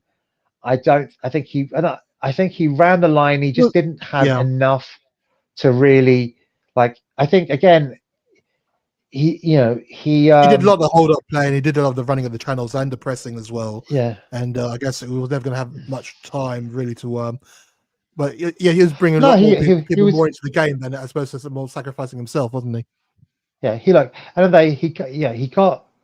we definitely were able to give him. I think he definitely showed himself. Look, if I'm Dom Solanke, okay, obviously Dom Solanke's in the Champions League squad, but I think it'll be interesting to see what they do with the injury because of whether they do surgery or not now. Because if the injury doesn't heal, but like if I'm around to Colin Moani, I'm thinking, yes, I know I'm going to be chances I'm playing on Tuesday because fitness wise and everything else, but I've got competition now in Tel, so hopefully, and he's showing a bit more. The subs that came on, there was Udogi, Johnson. I think definitely Udogi. I'm gonna give him a 7. I think. Yeah, because he ran that left. He was like on the man on the mission. So many good balls into the box from the area and lots of. Actually, either 7 or an 8. Really, I think he did a lot more. I think he offered a lot more. I think Johnson, I'm going to give a 6. I think I think the problem was Curtis was so good, and I think he has. If he is to, I don't know if Wales are going to go for the World Cup or not. I don't know if Wales are going to have a good chance, but if he has Sort to. of. But as in, like, he has to. I mean, obviously, look, Wales will pick him anyway, just because. Do you know what I mean? It's Mm. no offense to our. Look, I have lots of family in South Wales, so, but it's just the fact that they haven't got a big selection pool, so they have Cool. to. Yeah. You know, what I'm saying it's not a huge population of is Wales, so Yeah. I'm just saying, like, Ben Davies will probably get into the Wales squad anyway, even though he doesn't even play for Tottenham. Do you know what I mean? He's barely even playing. Yep. Very true. Very But true. I'm just saying that, you know. Didn't do too So much when he came on, really. So yeah, I don't think he did enough. Odebear, mm, like he didn't get enough time really. Kevin mm. Danso, I want to say 6, because not because he didn't do anything wrong. Yeah, He just didn't not do enough time. anything right. He just didn't have enough time, because West Ham literally were like, they were like thinking, we're not going to go forward, are we? Like, if we go forward, we're going to get hammered 4-0 and 5-0. So at the end of the day, that's why I'm going to say I'll give him a 6. I'm trying to think who else Yeah. came on really. Richarlison. I'm going to give him a 6 as well. I mean, just his timing was a little bit off. Do you know what I'm saying? And obviously, it's very hard when they. Do you know what I mean? We only have 15 minutes. Do you know what I'm saying? It's not enough to get the rhythm of the game. That makes sense. Yeah. So, but yeah. I can see. I agree with that. And so yeah, guys, please put in your comments. And starting lineup on Tuesday, for me, Vicario in goal. I would have Porro, Romero, and Van der Ven, and Justin Odogi at left back. I would play Rodders as the 6 and have Berival and Sarr ahead of him. I'd have Simons and So Kudus, because I 4-2-3-1 thought, then. yeah, like I thought, like, yeah, well, kind of, I guess. Like, yeah, so yeah, like Berival, like, so basically, yeah, the 3 behind are going to be Sarr. But so the thing is, Sarr played as both an 8 and a 10, if that makes sense. Do you know what I'm saying? So it's either a 4-3-3 or a 4-2-3-1, if that makes sense. Do you know what I'm saying? Yeah, makes And the sense. way I mean, I think Rodders will be the most deepest of the 3. But then again, no, you've seen it though. 'Cause I've seen Berival play the deepest of the 6 as well, deepest of the 3 as well. It's weird how they, like, sometimes he'll That's drop kind of like back a to collect playmaker the role, ball. yeah. So it'll be interesting to see if that's what he looks to go with. But that's that's who I'm there. And again, I think Richarlison up front. So yeah, again, guys, please put your who you think will start in the comments, and yeah, look forward to Look forward to hearing Tuesday. It's gonna be look good. forward to Tuesday. Yeah, so yeah, well, hopefully if there is a watch along, I'll be there. But I will be. I think there'll be a match day thread. I think Mike's gonna do a match day thread, or someone will do a match day thread. So I'll be chatting on that, and as well as my own WhatsApp group, and yeah, hopefully, like I said, take care of yourself and each other, and as always, the future's bright. The future's I was gonna Lillywhite. say, before we go, I just want to address this comment by Ryan, about Karen Brady. She ain't all that, man. She ain't really all that. It's literally just, second half, I wouldn't say it got boring. We just controlled the game, and West Ham had to come out and attack us, and they really could not, especially when they went down to 10 men. So we just controlled it from start to finish. But that Karen Brady, allow it, man. Allow Karen Brady. Oh, do you know having what? that. I'm sorry, but by the way, put in the comments. I've said like West Ham. Who else? West Ham.